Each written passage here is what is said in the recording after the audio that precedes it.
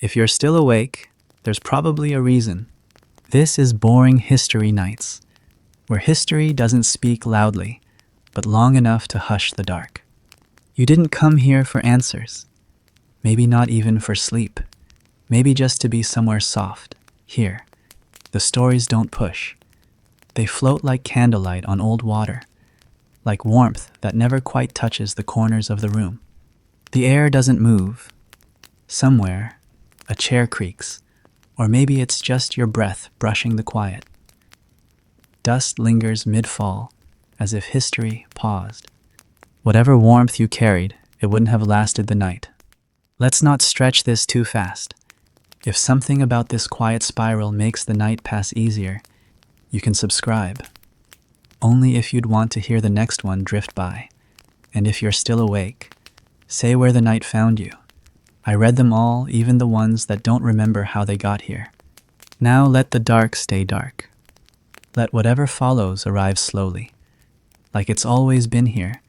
You don't have to keep up. Just listen. This is Boring History Nights, and you're already in on it. You wake before the servants, though no one notices. There is no ceremony to your rising, only the sound of stone shifting beneath a foot that has not yet warmed itself. The fire has not been rekindled. The hall echoes hollow.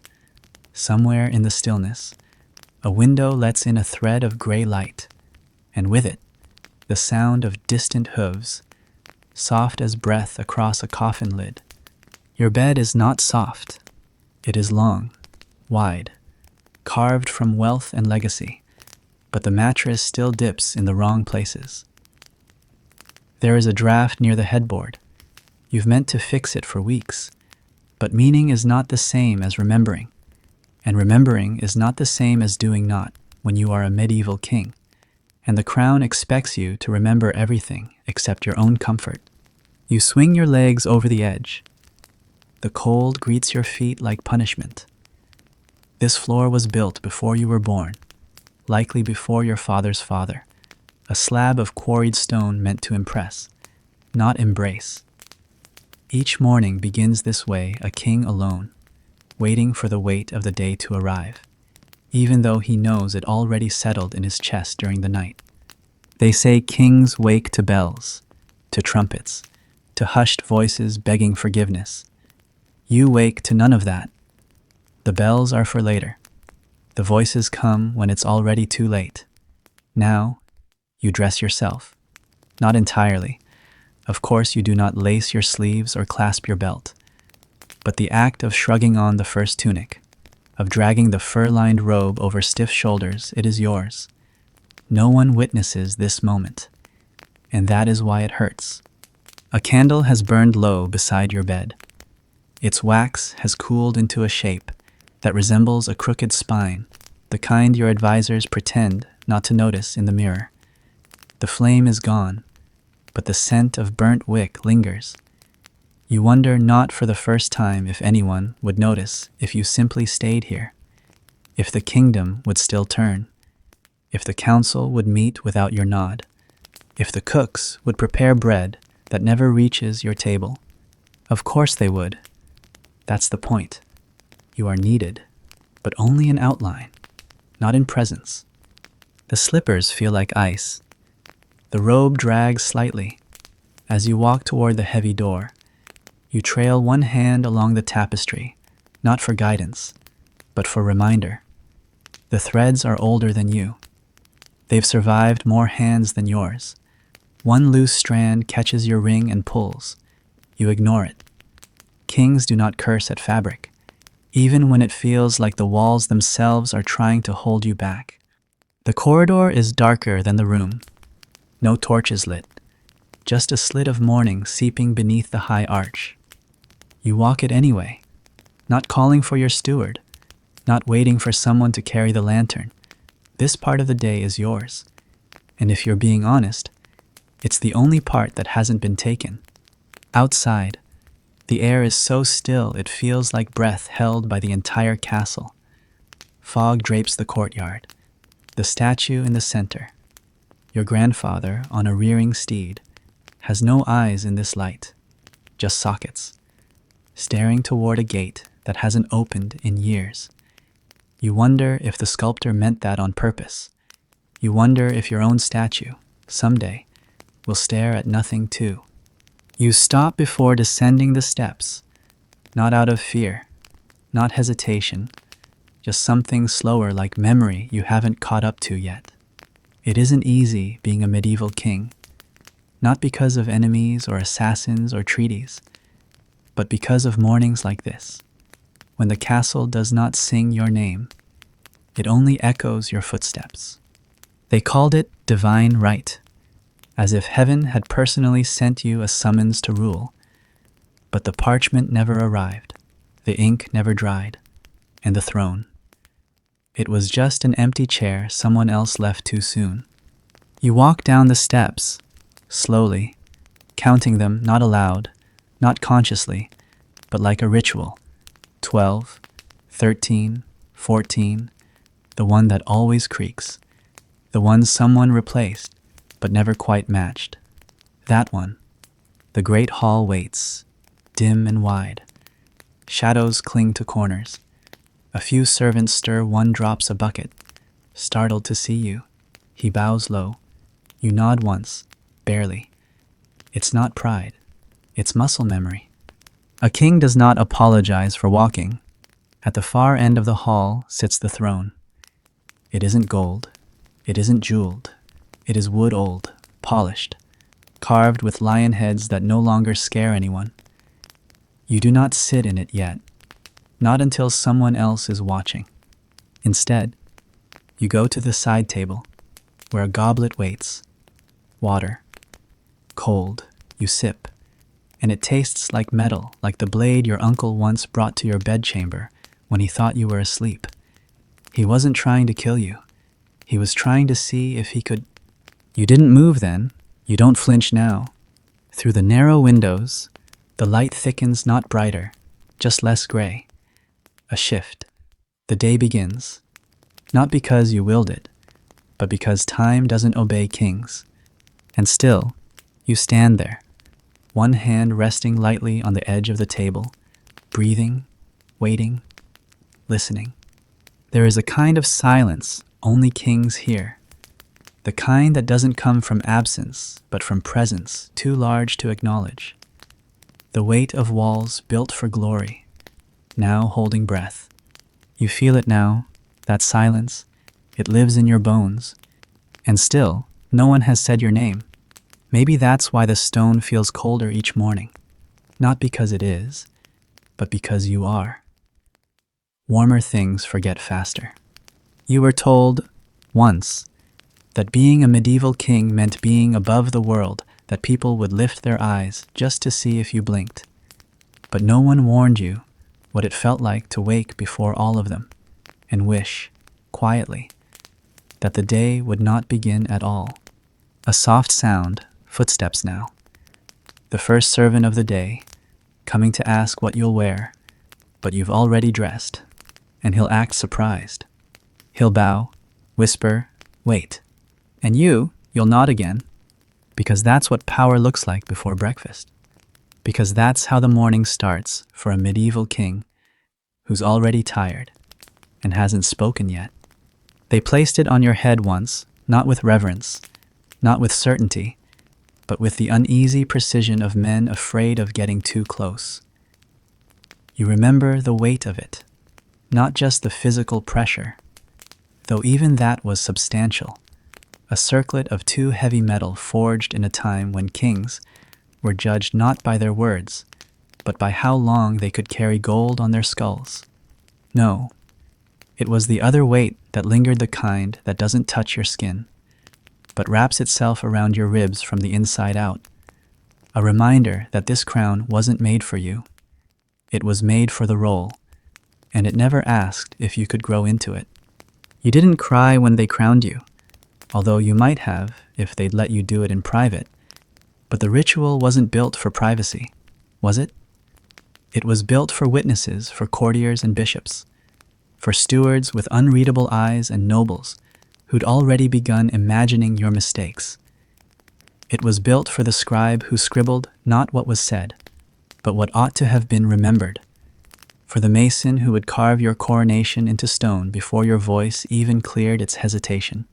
They told you the crown signified divine right, as though divinity needed to be hammered into a ring of iron and set atop a boy's brow. But even then, deep beneath the chorus and the incense and the ceremonial applause, you knew. The crown wasn't declaring your strength. It was daring you not to break under it. And you are breaking, not in ways that would earn pity. No, your spine remains straight, your voice steady, your appearance immaculate. But beneath that quiet surface, your thoughts fracture like ice under stress, slow, silent, but inevitable. When you speak, you have learned to pause just long enough for the room to hush, not because they wish to hear your wisdom, but because no one dares interrupt a king. The quiet they give you is not respect, it is armor, thinly veiled in fear. You've become fluent in that difference. You can feel it in the way they nod just a breath too late, just a bit too rigid, as if they're bracing for the possibility that you might not survive your own decisions. Even the way the crown fits is wrong. It was forged for a different king, one whose head was broader, whose ambitions were blunter. You've had it adjusted, of course. The goldsmith was discreet, the work meticulous. But even now, it tilts, slightly, unevenly, enough that you notice, and that's enough to unravel your focus when you're trying to listen to the grain report from the southern provinces. And the grain report matters. You wish it didn't. Wish you could ignore the lists and numbers and names that fall from your steward's mouth like dry wheat from a cracked sack. But you're a medieval king, and if the grain fails, people starve. And if they starve, they riot. And if they riot well, there is always someone waiting to tell them whose fault it was. In this way, the crown tightens, not around your head, but your choices. You cannot say no to the taxes your nobles demand. But you cannot say yes without feeling the hungry eyes of the villages shift toward your name. You cannot dismiss the priest whose sermons grow sharper by the week. But neither can you praise him not when his words carry the edge of a question he dares you to answer. You cannot even rest, not truly. Sleep has become a series of brief drifts between waking thoughts. You do not dream. You remember, and remembering feels more exhausting than ruling ever could. Sometimes you touch the crown when no one is looking. Not to admire it, you gave up that illusion after the first month, but to confirm it's still there. To check, silently, if it has become lighter or heavier, or perhaps just more familiar in its discomfort. But it never feels different. Only your neck does. More tense, more used to the ache. The old king, your father, used to say that the crown teaches you to grow a second spine. You didn't understand then. You thought he meant pride or endurance. But now you realize he meant silence, a hidden backbone, invisible to others, but necessary to hold yourself together when the visible one begins to crack. Your hands no longer tremble. They used to subtly, like leaves in low wind during your early audiences. You learned to hide it by clasping them or resting them on the chair's carved arms. Now, the stillness is natural, not because the fear is gone, but because it has settled in, become a permanent shape in your chest. Fear becomes a rhythm if you let it, and you have. The day continues, and the weight of the crown shifts from symbolic to physical. You do not wear it always only during court, only when the eyes are watching, but even when it is removed, its ghost lingers. You feel its pressure in the slope of your shoulders, in the way your brow furrows even when you're only watching pigeons circle the far turret. There is no relief in the rituals. Every gesture has meaning. Every silence carries implication. You said nothing during the ambassador's toast. Then you must be displeased. You asked for music but left the hall before the second verse. Then clearly, the bard has offended you. You sent wine to the Earl of Northwick but not to his cousin. The entire region now whispers about the favor you've withdrawn. Sometimes, you think of the boy you were not yet king, not yet chosen, and wonder what he would say to you now. Would he envy you? Would he understand? Would he pity you? He wouldn't recognize you. You've lost softness in your voice, gentleness in your walk. The garden you once escaped to as a child, the one where the hedge always bloomed too early, now feels like a trap, walled in and watched. Even solitude has become performative. Someone is always noting where you go, how long you stay, who you speak to afterward. You are never truly alone, and yet, constantly, profoundly, you are lonely. That loneliness is the quietest part of the crown. It isn't ceremonial. It isn't announced. It creeps slowly, unassumingly into the space between each obligation. You could be surrounded by 100 courtiers, 1,000 citizens cheering your name at the cathedral gates, and still feel as though you're whispering into a hallway no one enters. Even the paintings in the great hall, each one depicting your lineage, feel like a verdict. They stare down with half lids and stiff collars, wearing the same crown, the same expressions, the same silence. They are not family. They are ghosts wearing your future. And one day, your face will join them. Not your voice, not your regrets, just your likeness adjusted by an artist to make you appear more resolute than you ever felt. A crown doesn't care if it fits. It only cares that it rests on a head that won't drop it. And so, you lift your chin, you nod at the steward, you walk toward the antechamber where 3 nobles wait, each with a petition you've already read, each wanting a different piece of you. You will listen. You will pretend. You will decide. Because being a medieval king isn't about power. It's about pretending you still have some. And the crown, it doesn't fit quietly. It never did. They gather, as they always do, not too early, not too eager. There is a practiced rhythm to their arrival, as though someone long ago composed a silent procession only they were taught to follow. You sit already in the council chamber, warmed not by the hearth but by anticipation's distant hum, a feeling you no longer call hope, yet not quite dread. The long table is polished, the chairs creak faintly as each man folds himself into his role. None of them speak first. That honor, technically, is yours, but you rarely take it. Not anymore. There was a time, earlier in your reign, when you attempted to lead these meetings with conviction, offering ideas, not merely approvals, asking questions not only to test, but to understand. You imagined that a medieval king who ruled with clarity and compassion might be remembered for more than his birthright. That illusion has thinned like old parchment. You learned quickly that council chambers do not reward honesty. They reward silence, carefully placed. They reward disinterest, so long as it is feigned and not real. Above all, they reward the kind of wisdom that folds itself into someone else's opinion and re-emerges as consensus. So you sit, listening. The words come in long chains, trade routes, tithes, treason rumors from the western marches.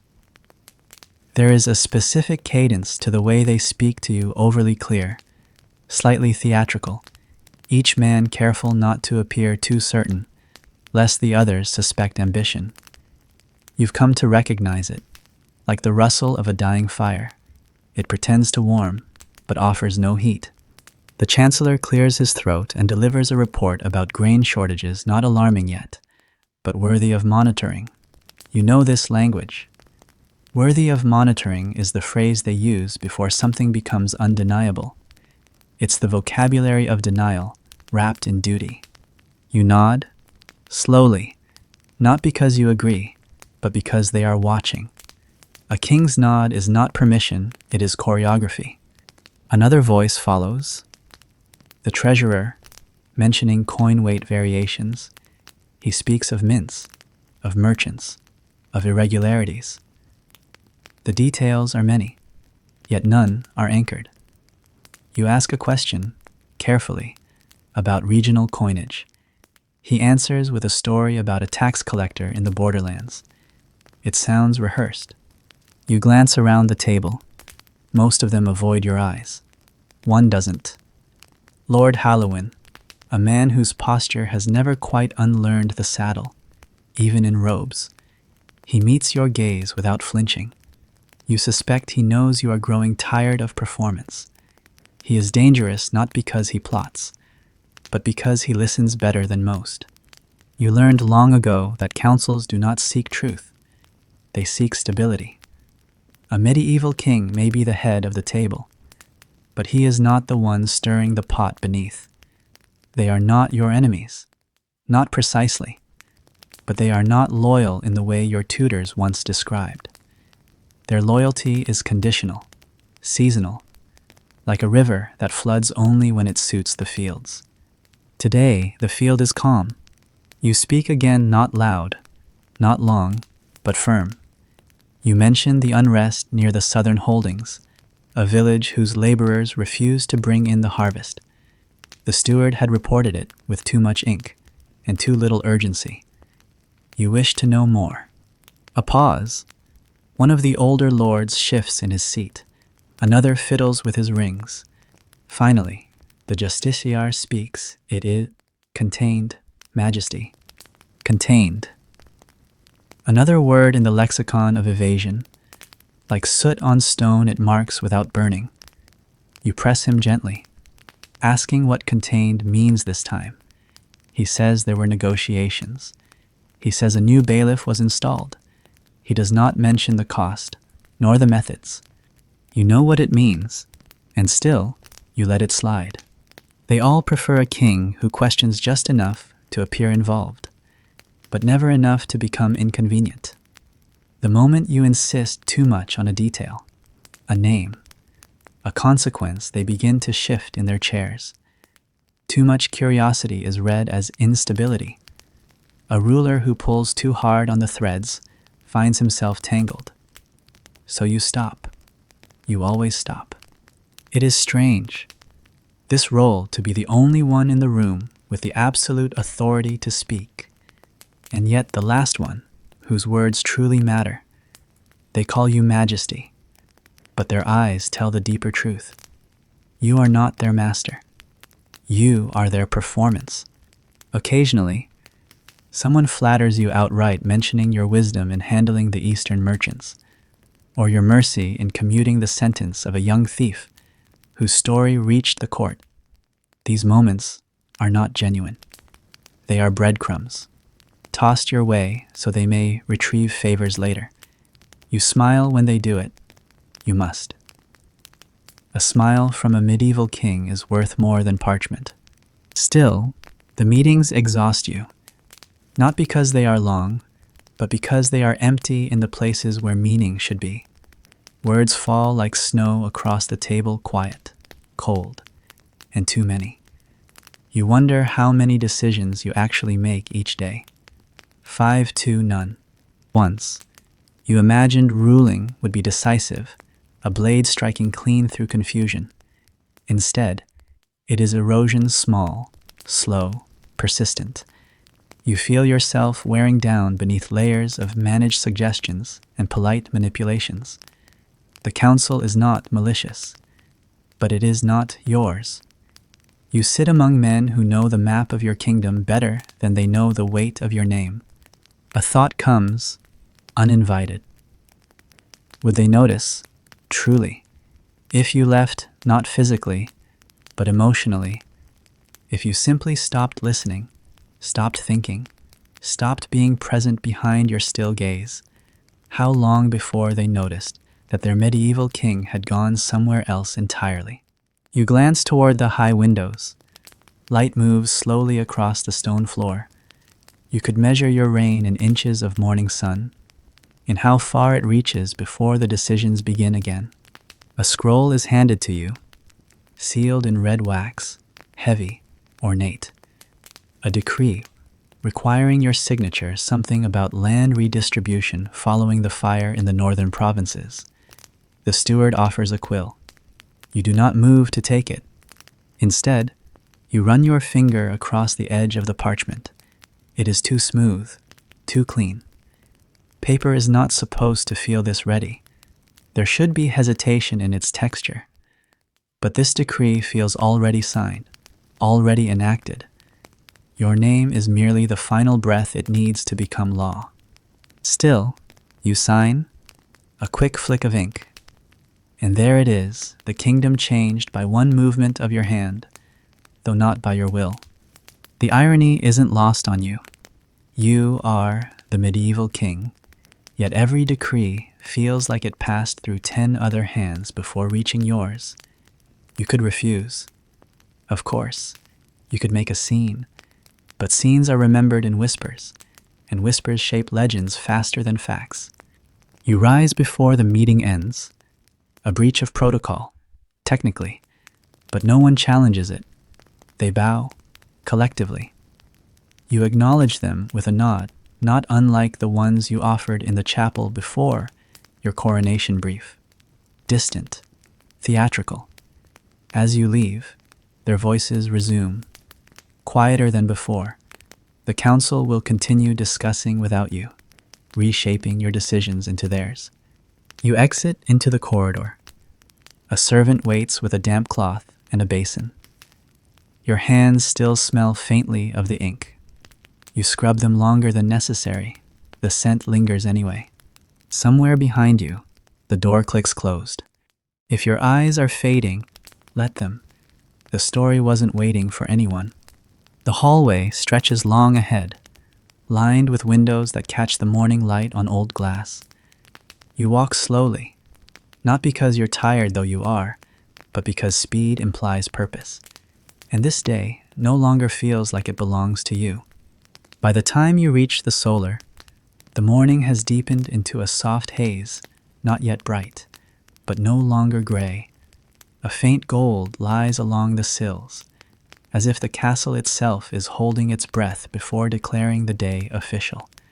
Your footsteps echo less here. The tapestries muffle them, as do the heavy cushions and the thicker rugs, all arranged in patterns you never chose and rarely change. The chamber is meant to offer comfort, or the illusion of it, but you've long since learned that softness does not equal peace, especially not for a medieval king.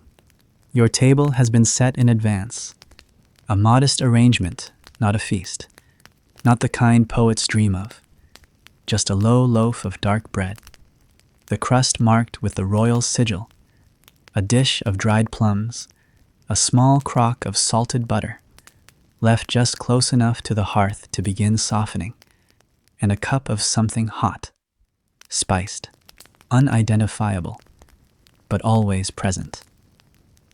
This is not the food of ceremony. It is the food of habit. You sit, not with eagerness, but with something closer to obligation. The bread is still warm, its scent reaching up in quiet spirals, mingling with the smoke of a log too damp to burn cleanly. A servant bows and retreats. The door clicks behind him, though not loudly. Every action, you notice, has been trained to avoid sounding like finality, as if the castle fears you might find closure somewhere and leave. You take the bread in hand. It gives slightly under your touch, the warmth pleasant against your palms. But when you tear into it, the comfort stops. The texture is too dense, the salt uneven. You chew, and the crust scratches at your throat as if to remind you that nourishment, too, demands endurance. The flavor is simple, honest, and yet somehow it fails to settle. The bread tastes like stone. Not literally, you've never eaten stone, but it tastes like something ancient, hardened by time, and indifferent to whoever bites it next. It is food that expects no joy and offers none, just sustenance, and the quiet suggestion that more is coming, whether you are ready for it or not. There is butter, of course, and you spread some with a slow, practiced gesture. It melts unevenly, clinging to the torn edge of the loaf like snow reluctant to leave a rooftop. The sweetness of it should help. It doesn't. It's too quiet, too resigned, like an apology offered too late, after the moment that mattered has already passed. You eat anyway, because kings must, because your body still obeys needs, even when your mind begins to resist them. And because skipping a meal would invite questions, and you've learned that questions from the court are never asked out of care. They are asked to identify weakness, the way a hunter circles a stag, not to admire it, but to decide where to aim. Across the chamber, the hearth crackles. The fire isn't strong, just enough to justify its presence, not enough to warm you. You notice the ash has built up again. Someone was supposed to clear it this morning. Perhaps they forgot. Perhaps they didn't dare enter while you were seated. Perhaps they are waiting for you to leave, so they can pretend nothing was ever out of place. A cup of the hot drink sits untouched. Steam curls from it still, though weaker now. You lift it to your lips. It smells of cloves and bark, and something faintly sweet, but unfamiliar, perhaps a root, perhaps a flower. You never ask what's in it. The recipe is old, passed down from healer to herbalist to steward. It is meant to soothe. Today, it tastes like memory pretending to be medicine. You sip. The warmth floods your mouth, your throat, but not your thoughts. Those remain untouched, circling like ravens above a field not yet harvested. There's a knock, soft, just once. You say nothing, and the door opens anyway. A young steward enters, careful posture, steady eyes, not the one who usually serves you. You notice this immediately, not because you care about the change, but because any change in pattern here means someone made a choice. And choices, even minor ones, ripple. He bows, speaks your name with the practiced rhythm of someone trained not to stumble. He brings a scroll, another decree, this one thinner, bound with string instead of wax. You take it with a nod, then wait for him to leave. But he hesitates. You glance up. His eyes are on the bread. You pause. Not long, not meaningfully. Just enough for him to realize he's lingered. He bows again, murmurs an apology you didn't ask for, and withdraws. You don't open the scroll, not yet. Instead, you finish the bread. Not because you're hungry, but because it seems expected. A medieval king cannot leave crumbs. Not for the mice, not for the kitchen boys, not for the record books. Every bite becomes symbolic, even the ones that dry your mouth and coat your tongue in silence. There's a window in the solar, narrow and high. Through it, the light thickens, filtered by dust. You watch it gather in soft columns, faintly golden. Somewhere outside, a bell tolls once, not for you, not yet. Perhaps the cathedral, perhaps a servant marking the hour. The room remains quiet. You think, not for the first time, of how meals were once moments of joy, not long ago, or rather, not long before the crown. You remember the kitchens in your mother's estate, the laughter of scullery maids, the stolen bites of still warm honeyed dough. You remember meals that had music, not harpists in corners, but the clang of spoons, the chatter of mouths not worried about titles. Here, the food never speaks. Here, it waits. Sometimes, you wonder what it would mean to eat with someone who didn't fear you, Someone who could reach across the table, take the same bread, drink from the same cup, and speak to you as if your name wasn't preceded by a bow. You wonder if such a person exists now, or if they've all been trained out of the world. The scroll lies still beside your plate. You open it at last. Inside a simple request, a monastery to be rebuilt after fire. They ask for funds, for laborers, for permission to reroute a trade road during reconstruction. It is not urgent. It is not political. It is merely the next stone in a path you no longer recall choosing to walk. You sign. Slowly, the ink clings to the quill like blood. Your signature is clean, precise, the only part of you that never hesitates. You seal it with the small stamp by your plate.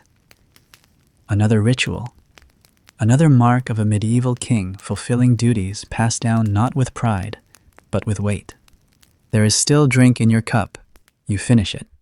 The fire has gone out completely now. The coals remain, faintly red, like regret that refuses to cool. You do not call for it to be rekindled. Instead, you sit a moment longer, letting the warmth in your chest fade, letting the silence grow roots around your shoulders. And when you finally rise, the bread is gone, the drink is gone, the scroll is signed, and the day has claimed another piece of you. You descend by the west stair, not because it is the most direct route, nor because it is warmer, but because it passes the place they rarely speak of in council, the inner holding cells, built beneath the old chapel before the ceiling caved in and memory faded under moss. These stairs were not designed for kings, though once they might have been. They are narrow, uneven, their stones worn smooth not by centuries of ritual, but by the shuffle of shackled feet, by guards too tired to lift their boots. The air grows heavier as you go lower, not merely in scent, but in memory, like water pressing against glass. No one accompanies you. They rarely do. You've learned how to walk through the places no one volunteers to follow. At the base of the stairs is a door that doesn't creak. Not anymore. You had it oiled, not out of kindness, but out of fatigue. The noise disrupted the silence you needed down here, and silence is sometimes the only voice left to a medieval king. The guard is half asleep, which means he's honest. He startles as you arrive, straightening with a guilt too rehearsed to be real. You do not rebuke him. It would make no difference. Instead, you gesture, wordless. He unlocks the gate. The key clinks against the iron in a way that sounds almost relieved. Inside, the light is thinner. The torches are poorly maintained. The flame does not dance so much as flicker in resignation, like it has grown used to being ignored. The cells are small, stone-walled, dark wood barred. Most are empty. A few hold shapes you do not acknowledge, not out of cruelty, but because this moment is not for them. It is for one cell in particular, near the end, where the air seems stiller than it should be. You stop before it. He is seated, back against the wall, knees drawn up loosely, one arm resting over them in a posture too casual for someone confined. His hair is unkempt but clean. His eyes lift slowly when he hears you, and in that brief crossing of gazes, something folds inside you. He looks like someone you used to be. Not exactly, of course. He is thinner, more sun-worn, his skin marked with the kind of life that happens outside of stone walls and ceremonial robes. But there is something undeniable in the structure of his brow, the way he tilts his head to examine you without flinching. He does not rise. He does not bow. He simply waits. You don't speak yet. You study him the way you've been taught to study maps, not for their beauty, but for the hazards they hide. He breaks the silence first, his voice dry but calm. Did you come to ask or to remember? It isn't the kind of sentence a prisoner is supposed to speak. But it is the kind of sentence only someone who no longer cares about consequence would dare to offer. You reply, eventually, though not in answer, "What's your name?" He shrugs slowly, with intention. "The one I was born with, or the one they wrote down." That kind of response is dangerous, not because it holds threat, but because it holds truth too carefully sharpened. You step closer, but not too close. You've been advised not to linger near the bars, not for safety, but for image. A medieval king should not appear too curious about those below him. Curiosity blurs boundaries. Boundaries maintain thrones. Still, you stay. He watches you in a way that doesn't feel deferential. It feels familiar, like a mirror polished in a rush. You ask again, your name, and finally, he gives it one you recognize. A bastard name, a minor bloodline, connected loosely to a cousin of your father's mistress. If you recall correctly, he would not inherit land. He would not hold office. He would not be remembered unless he made someone remember him. And now, here he is, not a threat in chains, a reflection in waiting. You ask why he's here. He leans his head back against the wall, closes his eyes briefly, as if searching the ceiling for the version of the truth you might tolerate. They say I stole from a grain barge. Maybe I did. Maybe I just stood too close when it happened. You wait. He opens his eyes again, and the weariness in them is sharper now. Or maybe I said something too loud at the wrong tavern, to the wrong man who owed the wrong favor. You've heard 100 variations of this story. Petty crimes that were never quite crimes, punished not for the act, but for the momentary discomfort they caused someone who mattered. You've signed decrees on mornings like this one, with ink that meant silence. But today, you didn't come to judge. You came because his eyes startled something in you that hadn't stirred in months. He speaks again. You don't look surprised. "I'm not..." He studies your answer, and then he says something you don't expect. "They said you were cruel." You blink. Not because it's new, but because it is rare to hear it spoken so plainly, with no venom. He says it the way someone might say, "It's going to rain." A fact, not a condemnation. "Are you?" he asks. It's not a trap. It's not a challenge. It's something else entirely. A test, perhaps, of how honest you can be with someone who has nothing left to lose. You don't answer. You don't need to. He smiles, barely a ghost of an expression. He knows the silence is the answer. The torch sputters once, casting both your faces into brief relief, then back into flicker. You ask what he wants. He answers without pause, not mercy. It's not false bravery. It's resignation. The kind that comes when you've already imagined every outcome and learned how to greet each one with the same exhale. You nod, and then, without intending to, you ask, "What would you do if you walked out?" A long silence. He answers carefully, almost too gently.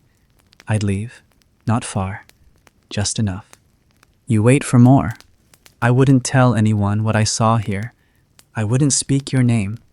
I wouldn't even curse it. I'd just forget it." That would be enough. You believe him. That, somehow, is the hardest part. You don't promise anything. You don't signal the guard. You don't touch the keys. You only stand there a moment longer, staring at someone who wears your shape in a story you never lived. And suddenly, it becomes clear that ruling a kingdom has less to do with fate and more to do with where you happen to be standing when the wind changed direction. You leave without speaking again. He does not follow. He does not call out. He only closes his eyes once more. And you climb the stairs slowly, as if each step demands a memory in exchange. The messenger arrives just after midday, though you suspect he waited until precisely that moment, long enough to avoid the morning's solemnity, early enough to avoid seeming hesitant. Timing is a language in the court, often more revealing than speech. His cloak is travel-stained but clean at the collar. His boots are too polished for the road he claims to have taken. His face is youthful, but his eyes are dry. These are the details that speak first. He bows lower than necessary, the kind of bow meant for an audience. But there are no courtiers here, only 2 guards, a steward at your shoulder, and the stretch of sunlight filtering through the upper window, like a golden thread spun by someone who never learned to tie knots. The gift is announced before it is presented, the language ceremonial, weighty with phrases crafted to flatter and disarm. You are told that it comes from the eastern marches, from a minor lord whose name you recognize only because you once rejected his petition to expand his vineyards. He now offers you something rarer than wine, 2 white falcons, trained from hatchlings, bred in the northern winds, capable of hunting without a call. The box is opened slowly, reverently, as if it might contain relics, and for a moment, it almost feels like it does. The birds are beautiful in a way that unsettles their feathers too clean, their movements too still. They do not panic in the cage. They do not cry. They only watch, heads tilted in identical stillness, as if waiting for you to pass some unspoken test. The messenger speaks again, offering assurances. The birds are yours, he says, a token of loyalty, admiration, and shared vision, a tribute to your wisdom, an extension of peace. You say nothing at first. There is a kind of silence that settles over a room when something alive is present and listening. It is not fear. It is attention. You feel that now, not from the guards, not from your steward, but from the falcons. They do not move, but their stillness makes a sound of its own. Eventually, you nod. It is the smallest possible acknowledgement, yet enough to change the air. The messenger breathes, perhaps for the first time since entering. He begins a speech you do not need to hear, offering thanks, recounting the bird's lineage, listing names you will forget before the sun sets. His voice is precise, respectful, hollow. You cut him off gently, not with words, but with your hand. The birds are taken to the mews. The cage is covered. The man is offered wine. You do not drink with him, not because you fear poison, though you do, but because to share a cup is to accept the full measure of what has been given. And you haven't yet decided if you will. Once he is gone, your steward remains. He waits, patient, professional, unreadable. You ask, why falcons? He doesn't answer right away. Instead, he folds his hands behind his back, the gesture of someone choosing his next words not based on truth, but on survivability. Falcons, Majesty, he says softly, are hunters that never forget the direction they were pointed. The sentence lands heavier than it should. You understand what he means. Gifts carry memory, and memory has sharp talons. In the old days or so, the records say kings were given horses, swords, cloth dyed in forbidden colors, symbols of war, allegiance, wealth. Falcons are different. They are not just gifts. They are messages that breathe. A bird is not simply handed over. It is trained, named, trusted. To send one is to say, I offer you what I could have kept. You think about the vineyard lord, the one whose petition you refused last year. His land had suffered frost. He wanted resources to rebuild. You denied it, not out of cruelty, but because there were too many fires elsewhere. Now, he sends birds. You ask for the message that came with them.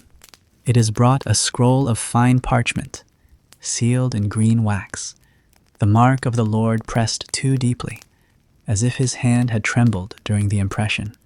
The message is polite, verbose, unnecessary.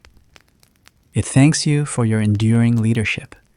It praises the court's wisdom. It refers to old wounds healed by time, though it names none. And at the very end, it includes a single line that breaks the pattern. They respond best to the gentlest gloves. You read it twice, then fold the scroll without breaking expression. The steward shifts. You don't acknowledge it. This is how it begins. You realize not rebellion, not betrayal, not war, just this: a bird, a message, a silence wrapped in velvet. This is how you measure the temperature of a kingdom, not in proclamations, but in how long someone waits to smile after being denied. You don't issue a reply, not yet. Instead, you walk to the high window. From here, the mews are barely visible, a small stone structure near the outer wall, built for containment, not beauty. You know what falcons require. They must be hooded, calmed, broken gently before they can be trusted to return. It is not training. It is teaching them dependence. You wonder, suddenly, whether the same was done to you. You remember your own falconer. When you were a boy, a grim man who rarely smiled, whose voice could stop a hawk mid-flight. He once told you, a king should never release what he cannot call back. At the time, you thought he meant loyalty. Now you're not so sure. You return to your seat. A new scroll waits, unrelated, urgent. Something about river traffic blocked by winter ice. You scan it, sign it, forget it. The day continues. But the falcons remain in your thoughts. You imagine them in the mews, adjusting to new hands, new ropes, new rhythms. You imagine their stillness, their patience. You imagine the sound their wings will make the first time they are loosed into your sky. It will not be the sound of gratitude. It will be the sound of something testing the air, deciding whether to come back or not. You, a medieval king, know this sound already. You've heard it before. Not from birds, but from people, from advisors who once walked beside you, then behind you, then vanished altogether. From servants who used to laugh until they learned better. From friends who held your hand when you were still just a boy with a name instead of a title. They too flew, and some returned. Others didn't. You close your eyes. The room is quiet. The kind of quiet that comes after something beautiful enters your life. Not as joy, but as warning.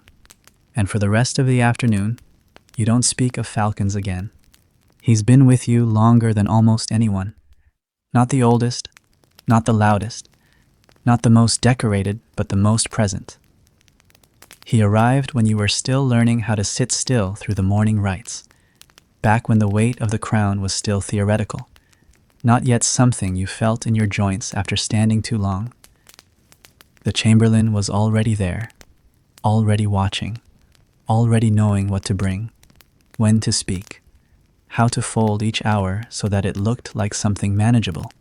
You don't remember his arrival. That in itself is troubling, for someone so deeply embedded in the rhythm of your reign. His beginning should have left a mark, a first bow, a first word, a first morning when he handed you your robe before you asked.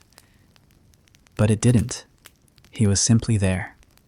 And once he was, it became impossible to imagine a version of court life where he was not. He isn't a man of many words. That is what makes him dangerous. The others advisors, nobles, generals, they all want to be seen. They craft their presence like banners, bold and fluttering. But the chamberlain does not wave. He folds himself into the space behind you, beside you, ahead of you, always just enough to be of use, never enough to require notice. He is not your shadow. Shadows can be stepped on. He is the quiet between decisions, the pause that makes the sentence sound deliberate. You see him this afternoon, standing near the outer table, hands clasped, eyes downcast, not in subservience, but in calculation. He's thinking. He's always thinking. The question, of course, is what he does with those thoughts when you're not in the room. You ask him about the falcons, a casual question, no preamble. He lifts his gaze and answers with a faint nod, as if he'd been waiting for the subject to rise. They arrived in good health. Majesty, he says. The keeper reports they are well trained, not aggressive. He pauses, not for effect, but to see if you are satisfied. You aren't. You ask what he thinks of the gift. There is a flicker not across his face, but in the angle of his posture. A minute recalibration of weight from one foot to the other. It's his version of a sigh. I think, he says carefully, that men do not send birds without expecting them to return, or to carry something back. You nod slowly. It is the answer you expected, but hearing it spoken aloud gives it weight. The chamberlain shifts again, just slightly. His hands move behind his back. You've seen this gesture before, 20, 30 times. It means he's about to say something you won't like. Shall I prepare a response, Majesty? It's a simple question, but inside it are 1,000 implications. Are you going to acknowledge the gift? Are you going to accept its cost? Are you going to show your court that you bend, even slightly, to a man who once cursed your name in a letter he thought you'd never see? You do not answer. Instead, you walk to the window, the same one that overlooks the lower yard. There is a breeze today, not strong, but present, the kind that shifts the banners lazily, like a hand trailing through shallow water. Below, the guards drill in formation spears angled, boots sinking into dust. From this height, they look like parts of a clock you no longer wind yourself. You speak without turning. Do you trust him? There is a pause. Then no more than he trusts you. You close your eyes, just briefly.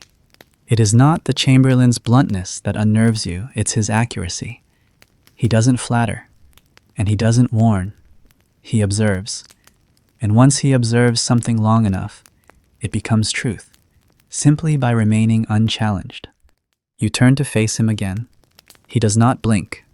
The two of you stand in silence, and you think this man knows more than the steward, more than the spy master, more than your confessor, not because he reads reports, but because he listens when people think no one is listening, because he has mastered the art of not mattering until he suddenly does. It is likely that he knows about the prisoner. It is likely that he knows about the scrolls you do not read, the ones your hand signs absently while your mind drifts toward memory. It is almost certain that he knows you haven't been sleeping. This last part he never says, but he shows it in the way he dims the torches earlier, in the way he arranges the evening meal to include lavender, mint, mulled wine, in the way the linens on your bed have begun to carry a trace of rosemary, a scent your mother once insisted soothed the restless. You never asked for these things, but they appeared, as if the castle itself had decided to take pity on your quiet unraveling. You say his name, not loudly, just enough for the moment to change shape. He inclines his head, and then you say something you have not said in months, perhaps years. I am tired. Not physically, not momentarily, not the kind of tired that can be blamed on council sessions or poor sleep or long marches. This is the other kind, the kind that gathers behind the ribs and turns everything golden into ash. The chamberlain does not nod. He does not reassure. He only says, then perhaps tonight, no guests. It is not phrased as a question. You are grateful for that. You do not want to be asked anything right now. You walk past him, down the corridor where the light spills unevenly through high windows. The floor beneath you colder than it should be for this hour. You hear him behind you, but not in footfalls, in the subtle shifts that come when someone adjusts the entire evening's rhythm in real time. That is his gift. Not advice, not strategy, but orchestration. You do not have to tell him that the weight of your crown has settled more heavily today. He has already begun moving the pieces so that you can pretend, just for a little while, that it has not. As you reach the chamber doors, you stop. Not for any reason you could name, perhaps just to feel the stillness. Behind you, the chamberlain waits. You do not look at him, but you say, quietly, almost inaudibly, "You know too much." He does not answer, but you feel his nod in the silence.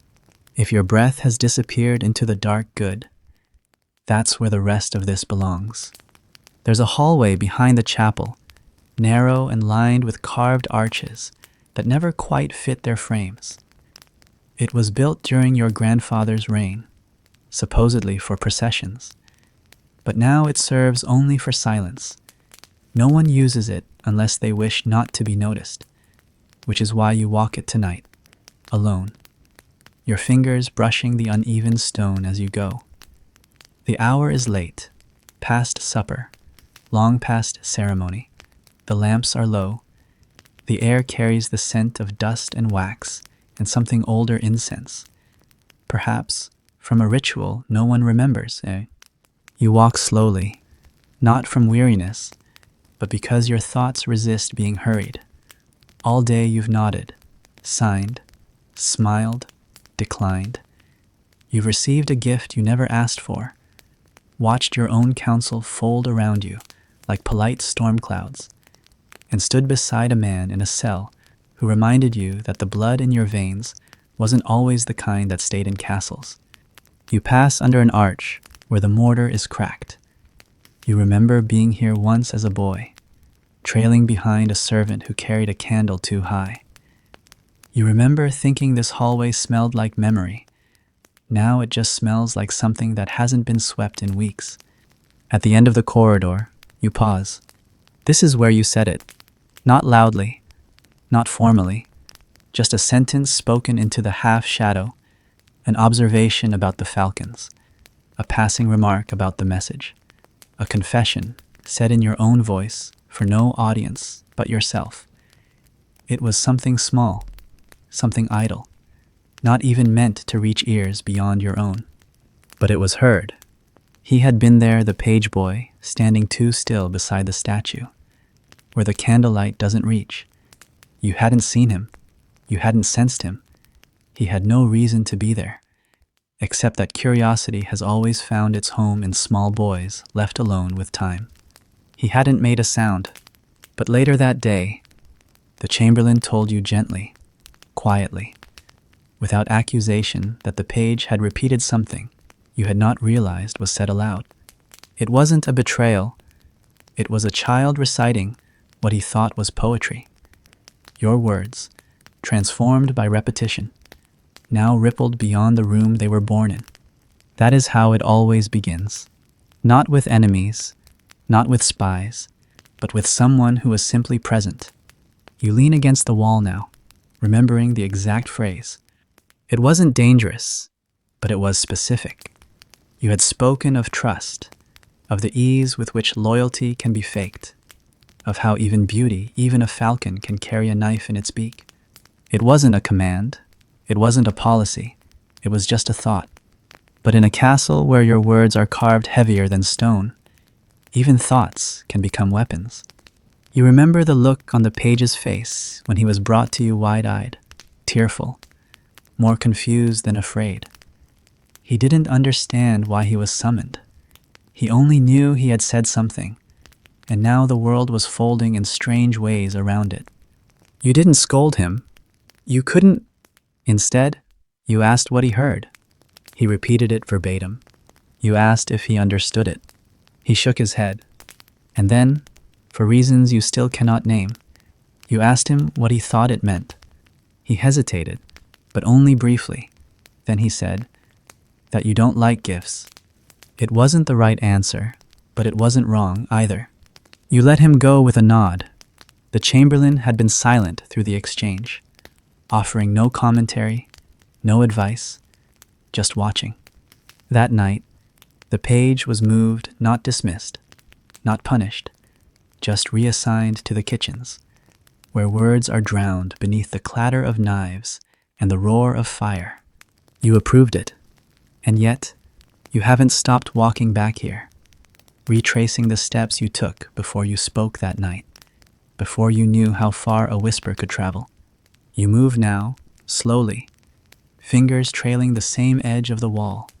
There are stories, old ones, half forgotten, about kings undone not by armies or uprisings, but by what they said when they believed no one was listening. There are ballads disguised as lessons, warnings hidden in rhythm and rhyme.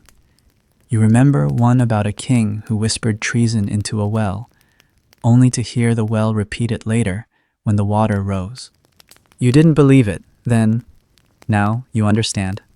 Being a medieval king doesn't mean you own the words in your mouth. It means you rent them, briefly, before the world begins reshaping them for its own use. You reach the chapel steps and stop. No one is here. The air is still. And yet, you glance over your shoulder. Not because you fear, because habit is stronger than fear. You speak aloud, not loudly, just a thread of sound, one sentence, something benign. Then you wait. Silence. No echo. No gasp. No child hidden behind stone. Still, you do not repeat yourself. Some lessons only need to be learned once. Back in your chamber, the fire is low, the coals breathing their last comfort into the room. You sit for a moment in the chair by the window, robe still draped, crown still absent, and feel the night wrap itself around your shoulders like a robe that remembers your weight. There is a parchment on your table, a report from the outer provinces, unrolled, ignored. You pick it up, skim the first few lines, and place it back down. You do not remember what it said. Instead, you remember the page boy's eyes, not because they were full of guilt, but because they were full of belief that your words meant something, that they were worth repeating, even if he did not know why. That is the danger, you realize. Not that people hear you, but that they believe what you say, even when you didn't mean to be believed. That's what power is. Not control, but echo. And in the quiet that follows, you say nothing more. Because tonight, silence is the only thing that still belongs to you. They told you it would lift spirits, that the town had waited too long, that the harvest was late, the merchants uneasy, the taxes resented, that the sight of their medieval king upright, crowned, visible would reassure them. You did not argue, not because you agreed, but because it is easier to nod than to explain how little reassurance you've ever actually carried. The parade was planned with great care. The trumpets were polished, the streets swept, the archers given ceremonial bows, and made to smile without breaking rank. You were to ride at the center, not leading, not following, simply present, like a statue in motion, a symbol allowed to breathe for a few hours beneath a sky too bright to be comforting. You did not choose the horse. It was chosen for you, taller than most, bred for posture, its gait studied and praised by handlers who whispered that its step looked like certainty. When you mounted, the crowd cheered, not wildly, not with abandon, but with that particular kind of applause that means he's still here, he's still ours, he hasn't disappeared yet. It began at the lower gate, as tradition demanded. The people lined the stone edges of the road, pressed behind ropes and guards, faces raised like sunflowers, tracking the possibility of meaning. Children held flatbread or wooden figures carved into night shapes. Some adults bowed, others stood still. You looked down and saw eyes, dozens, then hundreds, then more, not searching your face, but waiting for something unspoken to pass between presence and promise. You smiled, you waved, you nodded at the appointed intervals. You raised your hand when expected, and still, you felt the weariness gather behind your ribs like dust refusing to settle. The bells rang above the market square as you passed. You remember their sound not because of their tone, it was slightly off-pitch, but because of the way the birds on the rooftops scattered at once, as if the sky itself had winced. Your advisors rode behind you, spaced at calculated distances. You could hear their horses, hear their low mutterings to attendants, their greetings to merchants and magistrates whose names they recited only in preparation for days like this. You did not turn to look. You were the center, the axis. Turning would admit vulnerability, or worse, distraction. As you passed the bakery where the fire broke out last winter, you noticed the new awning, red-striped, too bright against the stone. A woman stood beneath it, child on hip, another tugging her sleeve. She stared at you, not with awe, but with endurance. Her eyes met yours briefly, and in them was not hatred, not reverence, only calculation. She was measuring what you could possibly mean to her. This robed figure on a throne-shaped saddle. This medieval king she had never spoken to and likely never would. You looked away first. Around the next bend, a musician played something jaunty. The tune was familiar old, used for weddings and spring fairs, but the rhythm was slower than it should have been. Perhaps he was nervous. Perhaps he was tired. You imagined him practicing the same bars over and over, the notes worn into his fingers, like promises he no longer believed in. The people clapped anyway. A boy ran forward with a wreath, misstepped, dropped it. A guard intercepted him gently, handed it back, and gestured for him to retreat. The moment passed. You nodded. The crowd smiled. You were 2/3 through the procession when you felt your posture begin to falter. Not visibly, you have trained against that, but inwardly.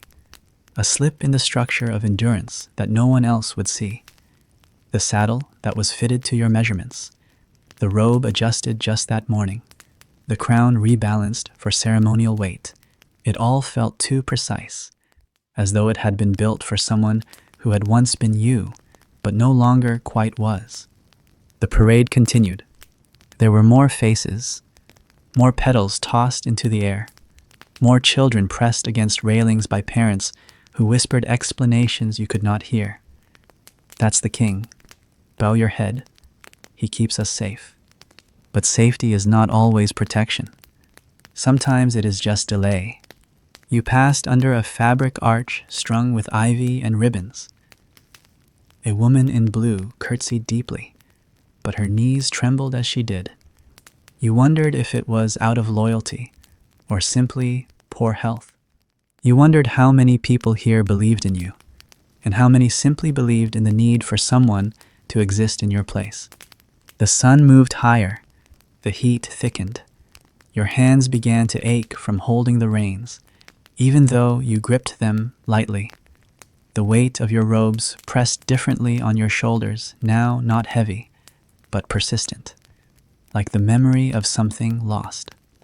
At the final square, the herald stepped forward and called your name with practiced resonance.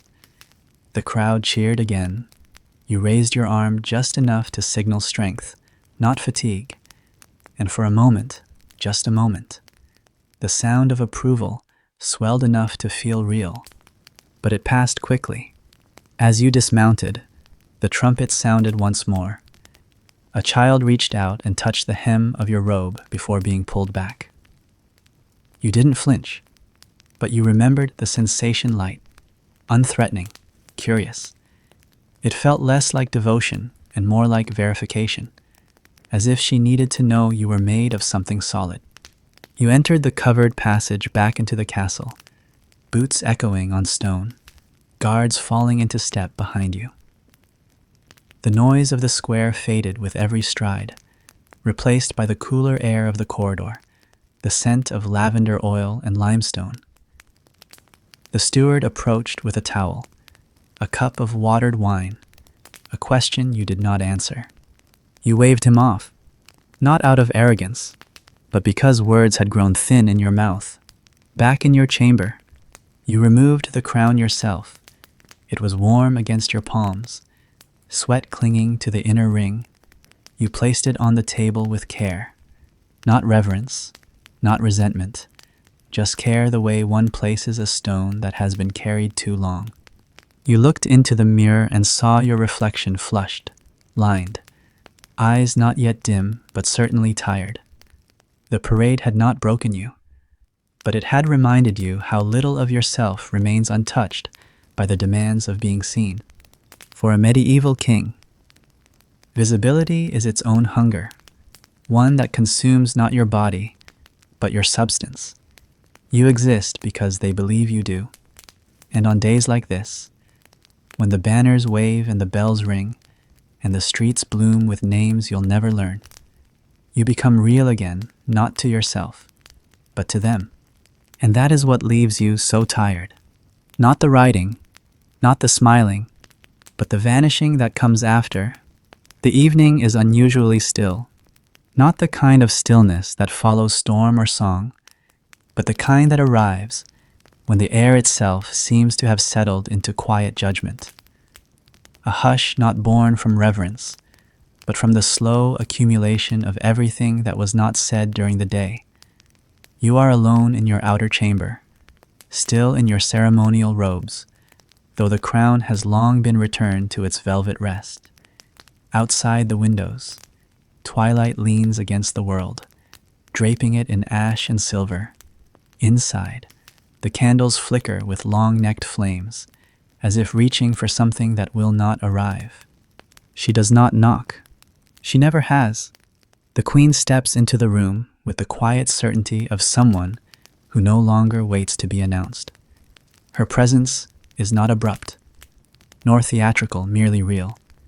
In that bone-deep way that truth sometimes is, you hear the door open and close, and by the time you look up, she is already past the threshold, already a part of the silence that shaped the room before her arrival.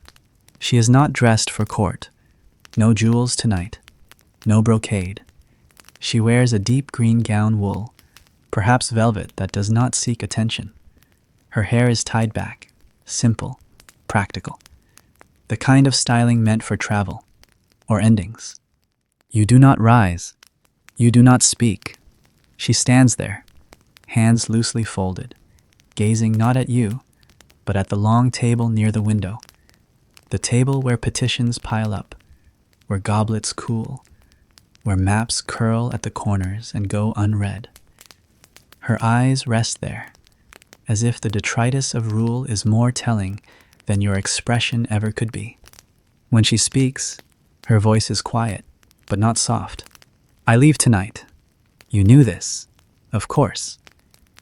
The arrangements were made days ago, technically.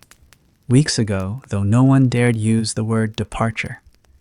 There were whispers of diplomatic retreat, of a visit to her cousin's estate in the north, of seasonal obligations tied to a title inherited from a grandmother whose name you no longer recall.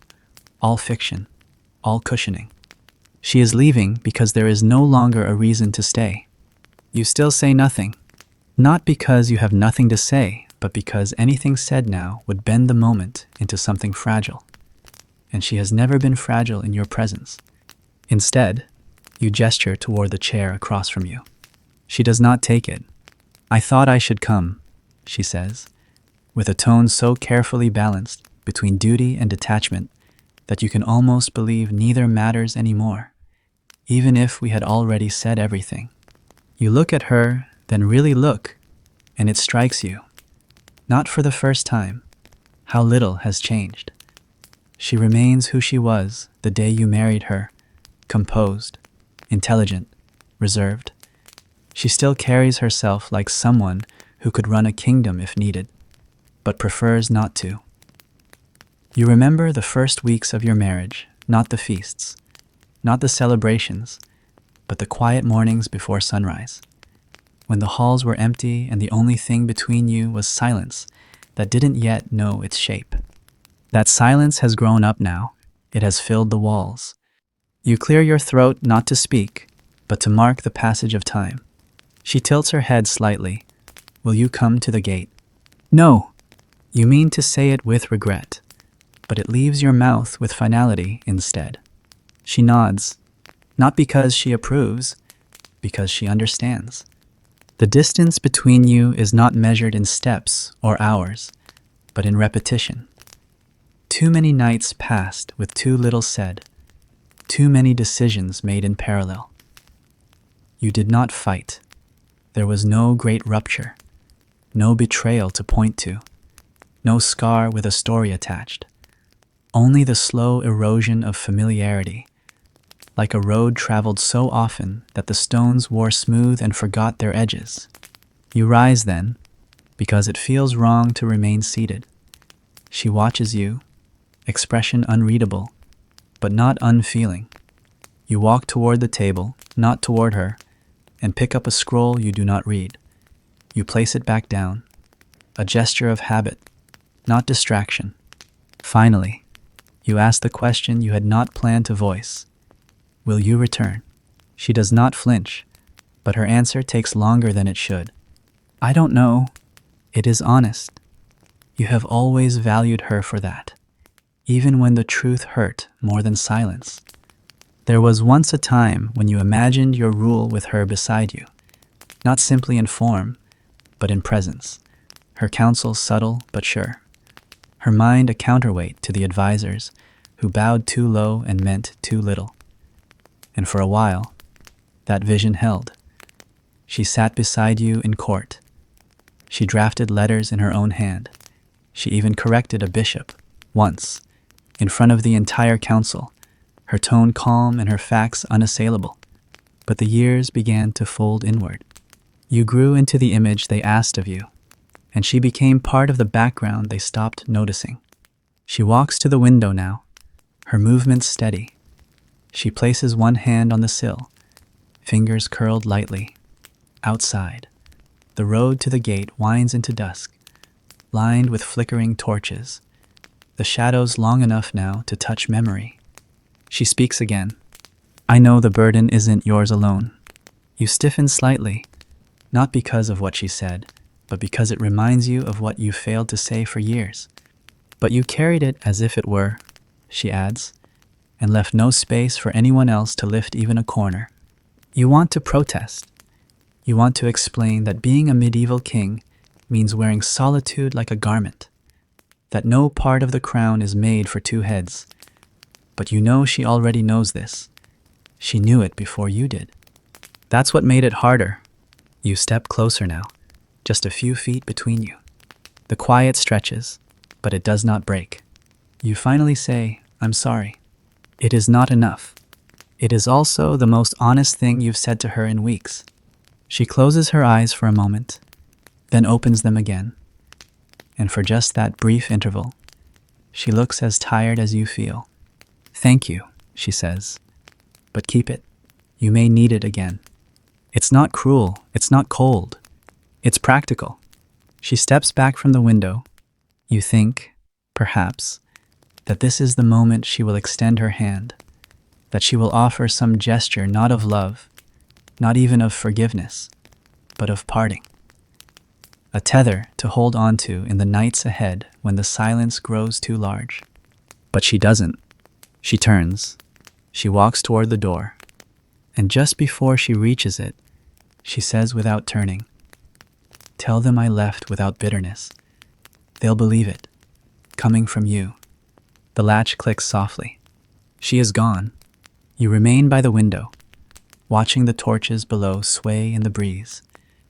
Somewhere down the road, hooves move slowly, wheels creak. A carriage rolls into the dusk without fanfare. You do not follow, not with your eyes, not with your heart, only with the smallest part of yourself that remembers how she looked when you first said her name aloud. And tonight, you will not say it again. You remember the first time you noticed the dent. It wasn't during your coronation. That day had been awash with too much ceremony, too much velvet and incense and recitation for you to see anything clearly. Even the crown had felt like a blur of gold and weight and obligation. But weeks later, perhaps longer, you were sitting in your chamber while the crown was being cleaned, resting for a moment in its open chest.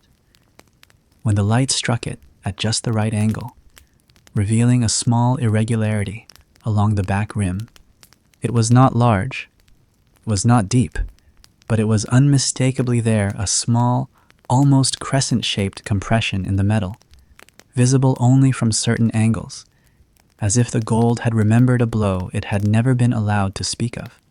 You had called the keeper, asked quietly, without urgency, how long the dent had been there. He had blinked, startled.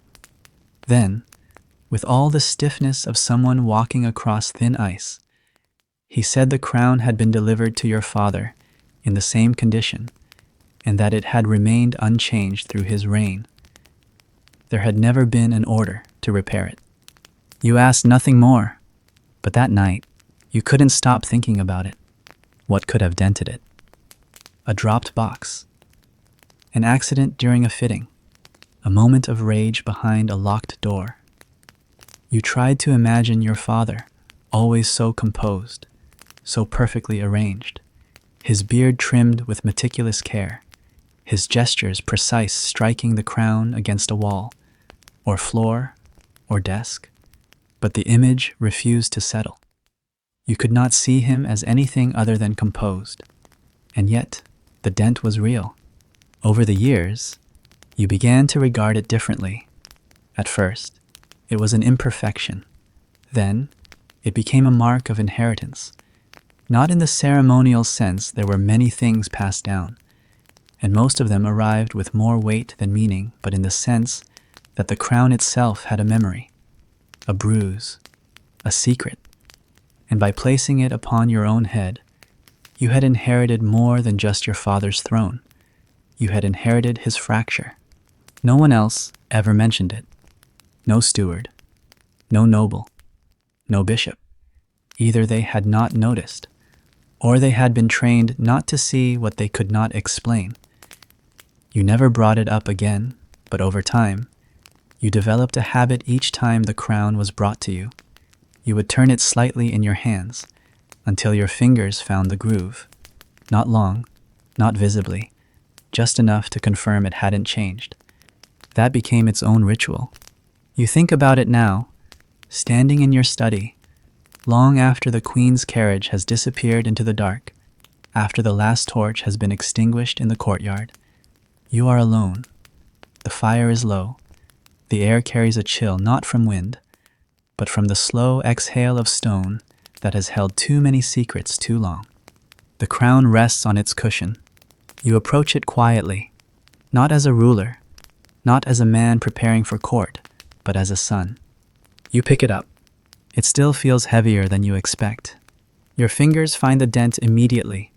This time, you press into it slightly, as if the gold might offer more now than it did before, as if it might finally yield some truth about what your father carried, and why he carried it so quietly. You had asked him once, in a rare, unguarded moment, what the hardest part of ruling was. He had smiled gently, like someone placing a candle before a grave, and said, "Knowing how little of me remains mine." At the time, you thought he meant his time, or his privacy, or his name. Now, you think he meant his soul.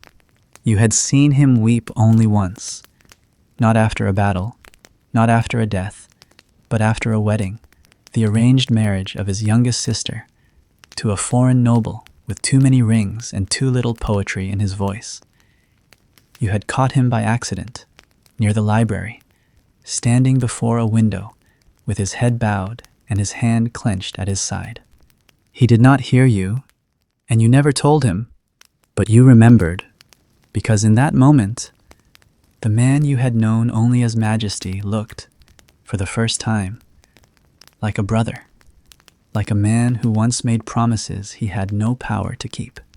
You place the crown back on its cushion. The dent stares at you, not accusing, not pleading, just present. You wonder how many kings before you wore it without ever noticing. You wonder how many noticed and decided never to ask. Your thoughts drift further back, to the day of your father's death. The chamber had been full, but silent, the kind of silence reserved for moments when even grief feels like an intrusion. You had stood beside the bed, his fingers still curled slightly against the sheet, as though reluctant to loosen his grip on the world.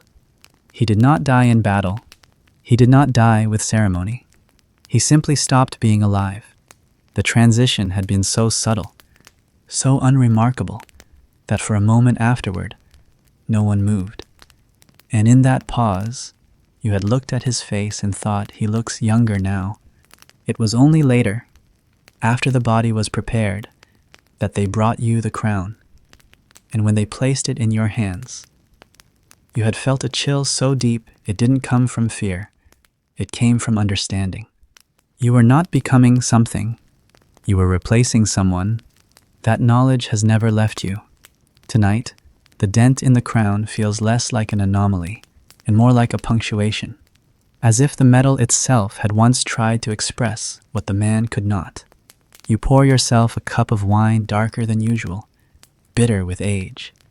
You sip it slowly, standing near the window. The stars are few tonight. The sky is heavy, but not yet ready to rain.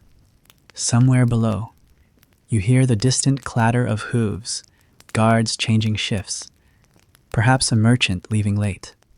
Or maybe, you think, it's the ghost of someone who once held a throne before you, trying to find his way out. You laugh softly at the thought, not because you find it humorous, but because there's comfort in imagining that even the dead still search for exits. You sit at the writing desk. There are scrolls to review, letters to dictate, decrees awaiting signature. But you do none of it. Instead, you take a blank parchment, and you begin to write not a law, not a command, not a strategy, but a memory. Of the crown, of the dent, of the moment you realized that even kings carry damage that is never named. You write slowly, carefully, not for history, not for the scribes, not for legacy, but for yourself, because being a medieval king means learning how to hold what cannot be fixed, and remembering where the gold first bent. If anything in this stayed behind, you can leave something below, or not. It still counts. This is Boring History Nights. You had almost forgotten the falcons. With everything that has bent the day into exhaustion, the council's rituals, the prisoner's stare, the parade that tugged your breath thinner, with every cheer their gift had begun to fade into the day's background, like a detail too carefully wrapped in ceremony to feel real. But this morning, before sunrise, the falconer sent word. One of the birds would fly today, and you were invited, no, gently summoned to observe. You did not respond. You rose, dressed in muted tones, drank water that felt older than it should have, and stepped out into a morning that was not yet awake. The castle grounds at that hour have a strange hush to them, not the sleepy kind that clings to windows in winter, but the tense quiet of something waiting to happen, like a rope pulled taut between two moments. The field beyond the stables had already been prepared, a small circle roped off with woven cord, a single perch, a small gathering of handlers standing in careful silence. The falcon sat on a leather glove, its hood still drawn, body tight with anticipation or habit. It was hard to tell the difference. You arrived without fanfare. The handlers bowed. The falconer stepped forward. He was an older man, quiet by profession, soft-spoken by necessity. His eyes flicked briefly to yours, then away, not out of disrespect, but because falcons, like kings, command best when not looked at too long. He lifted the bird toward you, not for you to take, the bond hadn't been formed, but for you to see, to truly see. You studied the creature. It was larger than you recalled, though you'd seen many falcons in your youth perched on noble wrists, described in hunting songs, rendered in the stained glass of the chapel's southern transept. But this one felt different, not in form, but in stillness. It waited, not like a servant, but like a blade in its sheath, coiled, resigned. You nodded. The The falconer gave the soft command. Another handler tugged the hood loose, and the falcon opened, its wings spread with that uncanny force of nature that always seems too sudden to be graceful, but too graceful to be random. The wind caught its body instantly, lifting it before its own strength had fully gathered. The ropes rippled on the ground. A boy nearby gasped and quickly stilled himself. The falcon soared, not high at first. It circled, low and slow, as if testing the air, the ground, the observers. You watched its eyes sharp, relentless, scanning the terrain not for prey, but for place. It did not care who watched it. It did not care what kingdom it now belonged to. It flew because it could. The falconer offered his wrist again, glove lifted, call made. The falcon continued circling. He tried again. A different sound, a different tone. The handlers shifted slightly, not panicking. Not yet, but their bodies betrayed a stiffness that comes only when protocol has begun to feel fragile. The bird rose higher. It caught a draft, and just like that, it was above the tree line. You heard the falconer's breath pause, a subtle sound, but unmistakable. He said nothing. Neither did the others. And still, the bird flew. It began to drift west, not quickly, not definitively, but like something that had remembered a direction from an old dream. The falconer lowered his wrist. The handlers did not speak. One of them turned slightly toward you, as if awaiting instruction. You gave none, because what was there to command? You watched the bird vanish not abruptly, but slowly, in the way distance softens shape until even certainty dissolves. And when it was gone, truly gone, you did not ask if it would return. Instead, you turned. You walked back across the field alone, your robe catching the wind the falcon had left behind. In the great hall, an hour later, the court was already beginning to murmur. Word had traveled faster than the bird, you thought, and with more certainty. Some spoke of ill omens. Others whispered about the sender, the vineyard lord, and what message this flight might have carried beneath the surface of feathers and sky. But none of them knew what you knew, that the falcon had not disobeyed. It had remembered something in the way it took flight, in the shape of its first turn. Told you, this bird had been waiting, not for freedom, not for rebellion, just for air wide enough to reclaim what it had once been trained to forget. And perhaps you envied it, because in the eyes of the handlers, in the sigh of the falconer, in the quiet tightening of your steward's jaw as he delivered the news, you saw what you already lived with the belief that you, too, could one day fly if only you remembered how. But you are not a falcon. You are a medieval king, and the skies that once belonged to your ancestors are now covered with clouds you cannot name. Later that evening, you sat with the scroll the falcon was meant to carry. It was not sealed. It was not even written, just a blank page, folded, waiting to be marked. You ran your fingers along its edge. You thought about writing nothing. You thought about drawing a single line, a single stroke of ink across parchment, the universal sign for absence, for what once was and now isn't. Instead, you put the parchment back in the drawer. Let someone else decide what message should have flown. As the night came, you found yourself in the northern tower, the one that overlooks the river bend. The view was clearer than you remembered. No guards accompanied you. You had dismissed them hours ago. You stood at the stone ledge, fingers resting lightly on the moss-damp surface, eyes scanning the sky. There was nothing there. Not yet. But you waited, because something in you still believed it might return. And if not this bird, then another. And if not a falcon, then some smaller shape, a letter, a whisper, a wind. Not because you needed it, but because you still knew what it meant to want something that no longer answers when called.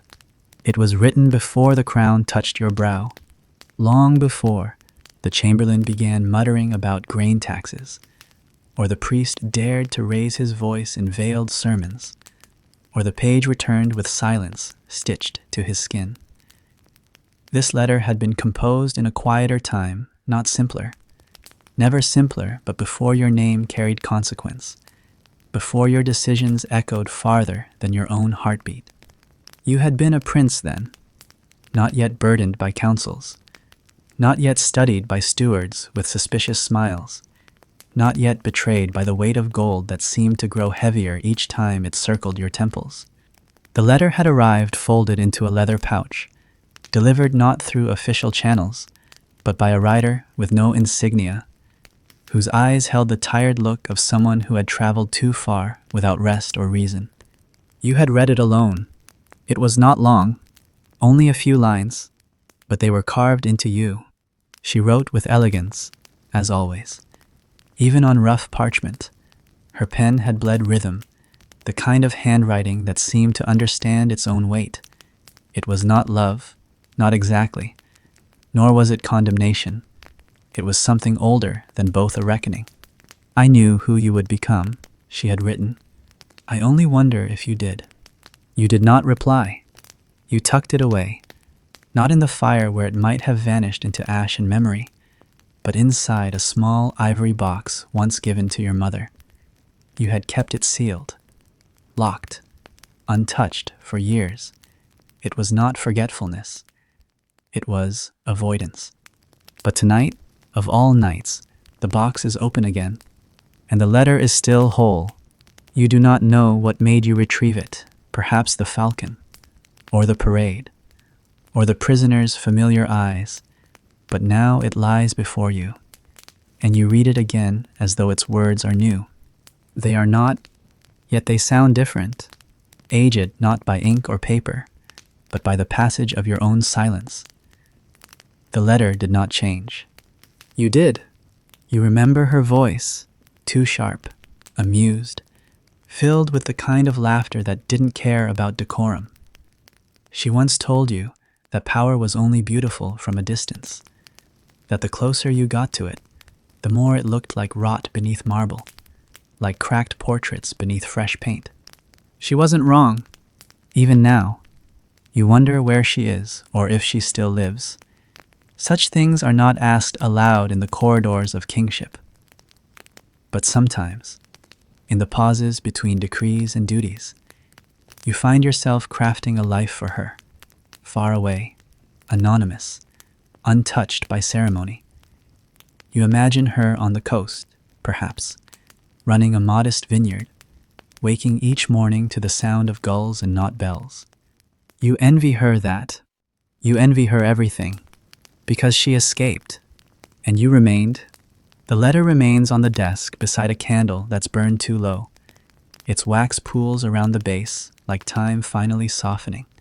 You hold it by the corner, not quite lifting it, not quite discarding it, as if your fingers are deciding whether you still believe in fire. You remember a night not unlike this one, in the years before your coronation, when you had walked alone to the old stables, long since abandoned, the roof partly caved. You had hidden a wineskin there, stolen from the kitchens, and drank beneath the stars while thinking of all the things you would change if given the chance. You spoke aloud, to the stars, to the broken beams, to her name. You spoke promises that night. Some were foolish, most were noble, all were impossible.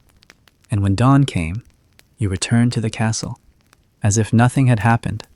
Tonight, those promises return not to accuse, but to haunt, because you have kept none. The room feels colder now, though no window is open. You glance once more at the letter, as though it might close itself, fold itself back into secrecy. But it remains open, as it always has, even when your hands trembled and you swore you'd forget. You know what burning it would mean, not just erasure, not just cowardice, but the final surrender of a part of you that still whispered, when the throne silenced everything else. You could burn it. No one would stop you. No one would even know. And yet, you don't. You fold it again carefully, precisely, and slide it back into the box, not as a keepsake, not as a memory, but as a wound you've decided not to cauterize, because kings, too, deserve reminders, even when they ache. Especially then. There is a knock, soft, deliberate. You do not answer. The knock repeats. You rise, slowly, not out of urgency, but out of the quiet awareness that time moves forward whether you do or not.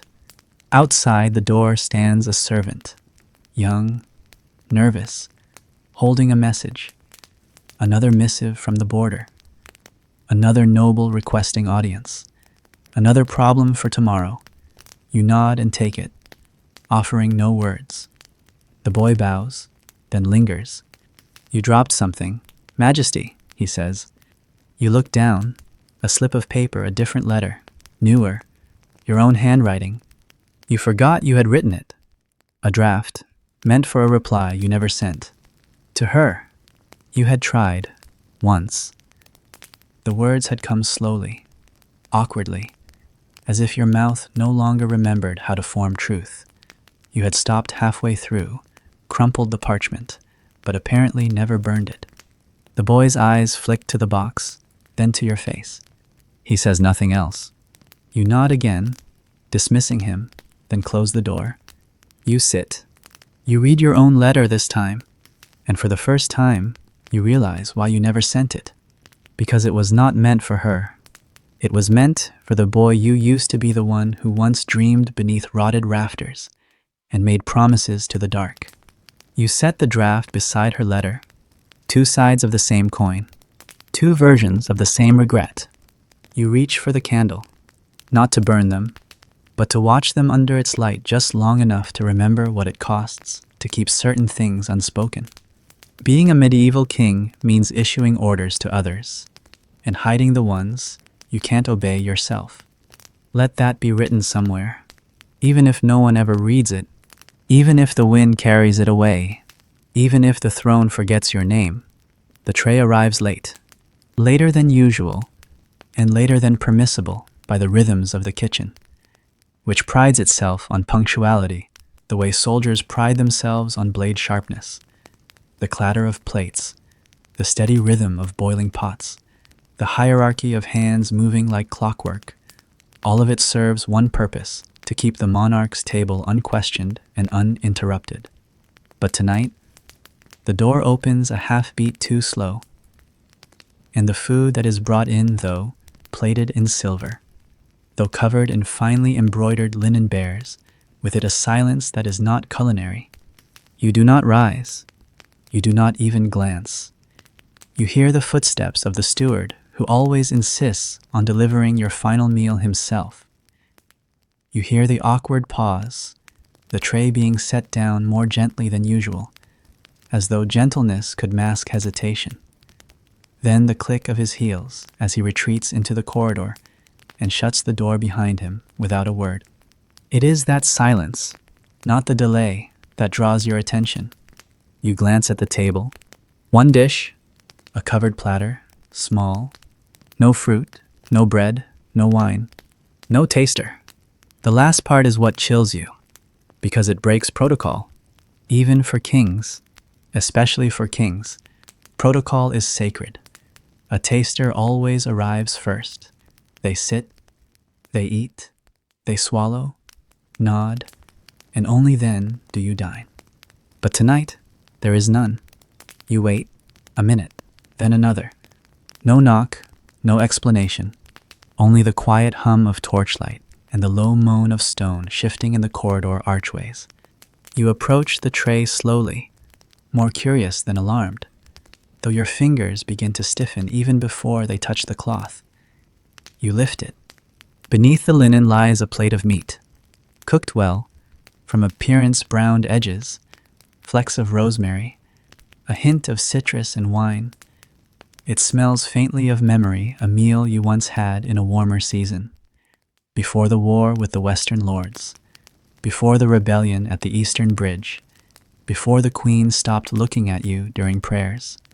But it sits there, alone, untouched by ceremony. No servant waits to explain its origin. No note lies beside it, and you cannot recall requesting this dish.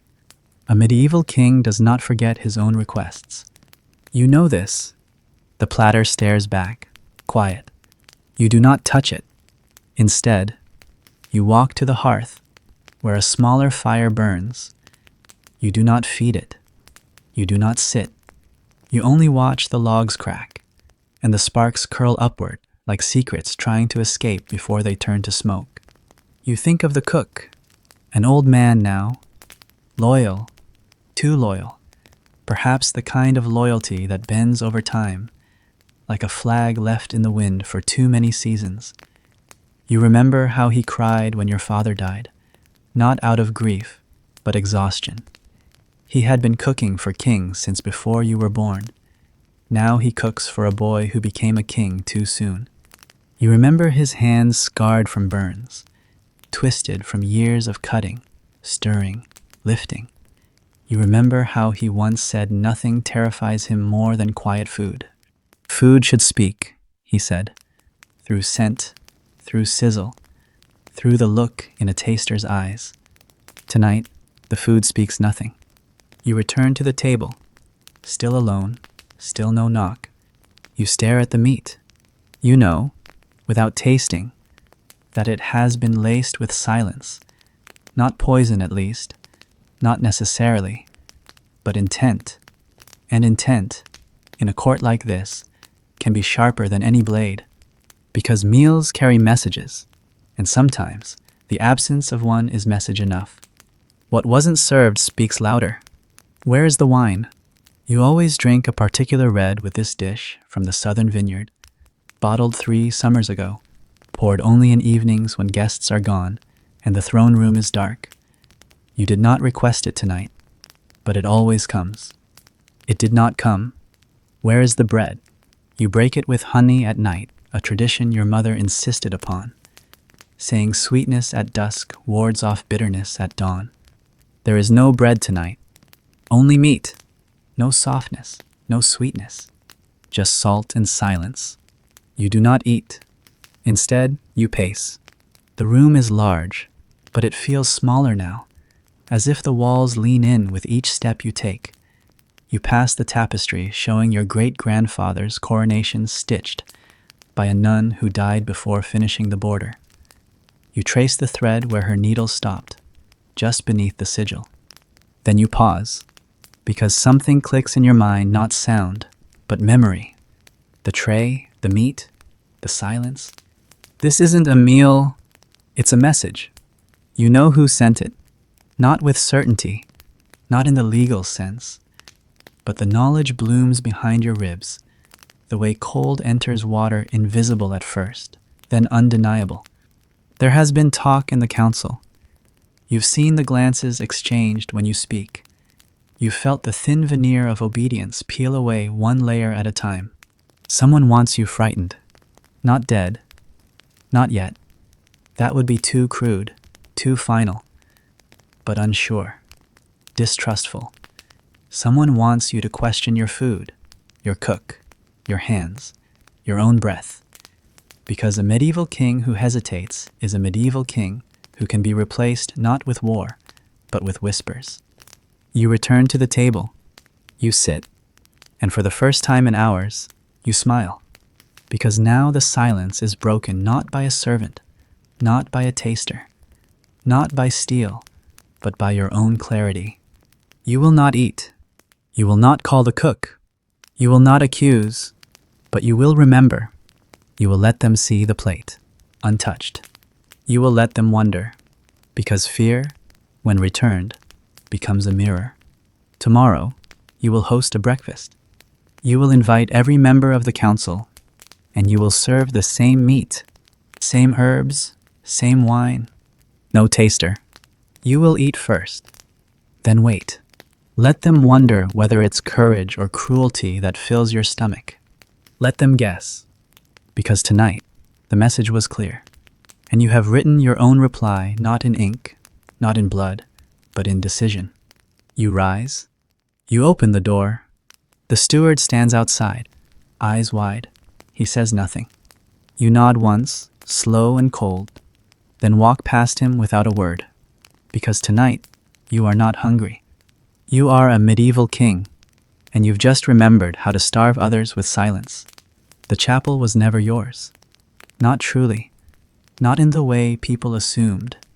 Not in the way a throne might be, or a sword, or a seal pressed into hot wax. The chapel belonged to something older than you, to tradition, to theater, to fear masquerading as a reverence. You inherited the crown. You inherited the obligation to kneel beneath stained glass, but belief that had to be earned. And you were never quite sure who was trying to earn it, you or the priest. He is there again today, waiting, as he always is. He stands before the altar like a shadow carved into marble, tall, skeletal, immaculately still. His robes fall around him like river stones, heavy and precise. The red thread at his collar is new. The book in his hand, not so. It is frayed at the corners, its pages swollen from years of breath and dust. You suspect he memorized it decades ago. Now he simply holds it because it gives others something to look at when they can't meet his eyes. You do not kneel today. You sit on the stone bench near the second column, where your father used to sit when he was too tired to pretend he still believed. You sit the same way he did, not out of laziness, but out of refusal. The posture of a man who knows the difference between fear and faith, and no longer pretends to confuse the two. The priest says nothing at first, but you feel it. The sermon is coming. Not the one he will preach aloud, not the carefully chosen verses, the familiar liturgy, the stale promises of redemption. No, the real sermon is always delivered in fragments, in glances, in omissions, in the questions he doesn't quite ask, and the silences that follow too long afterward. He approaches, not close, never close, but just near enough for his voice to carry without echo. He speaks without clearing his throat, without greeting, without deference. Your Majesty, he says, have you slept? You do not answer. It is not a question that deserves one. He waits, then continues, as though the lack of reply was simply part of the ritual, as though your silence is the incense. I asked, he says, because dreams are not always mercies. Some are burdens, some are warnings, and some are what remain when the truth cannot speak freely. You know what he means. He wants to know what keeps you awake. He wants to know if the meat was eaten, if the page returned, if the queen said goodbye, but most of all, he wants to know if you've begun to crack, not in your rule, not in your policies, but in your certainty. He's testing the mortar between the stones, not the walls themselves. You watch him, not blinking, not moving. You wait until he looks down. Then you speak softly, carefully, with the kind of voice that knows it is being recorded in invisible ink. I dream of silence, you say. He raises an eyebrow. Not the absence of sound, you continue, but the kind of silence that has shape, that presses against you like wool soaked in cold water, the kind that waits at the edge of every decision, reminding you that it will outlive all your words. The priest nods, slow, as though your response was both expected and insufficient. And what does it want from you, he asks. This silence. You do not reply.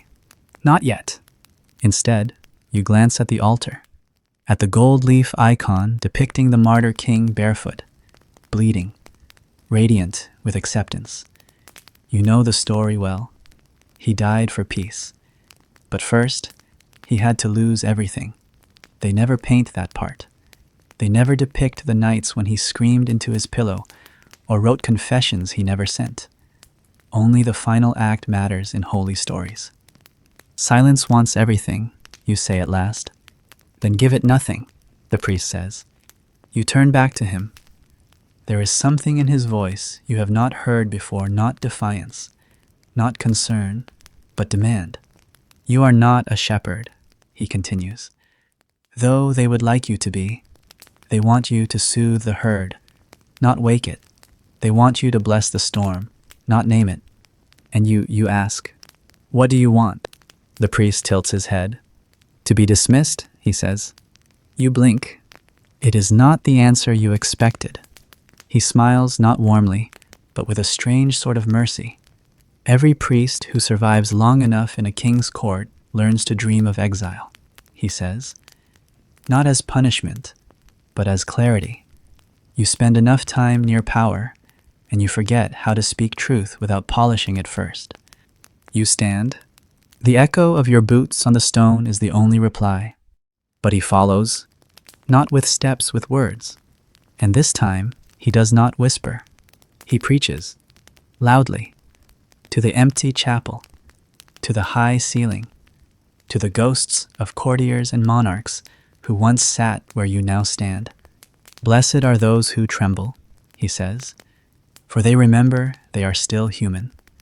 Blessed are those who doubt, for their faith cannot be bought. And cursed are those who wear a crown and forget it is only a loan. You stop. You turn. His eyes do not lower.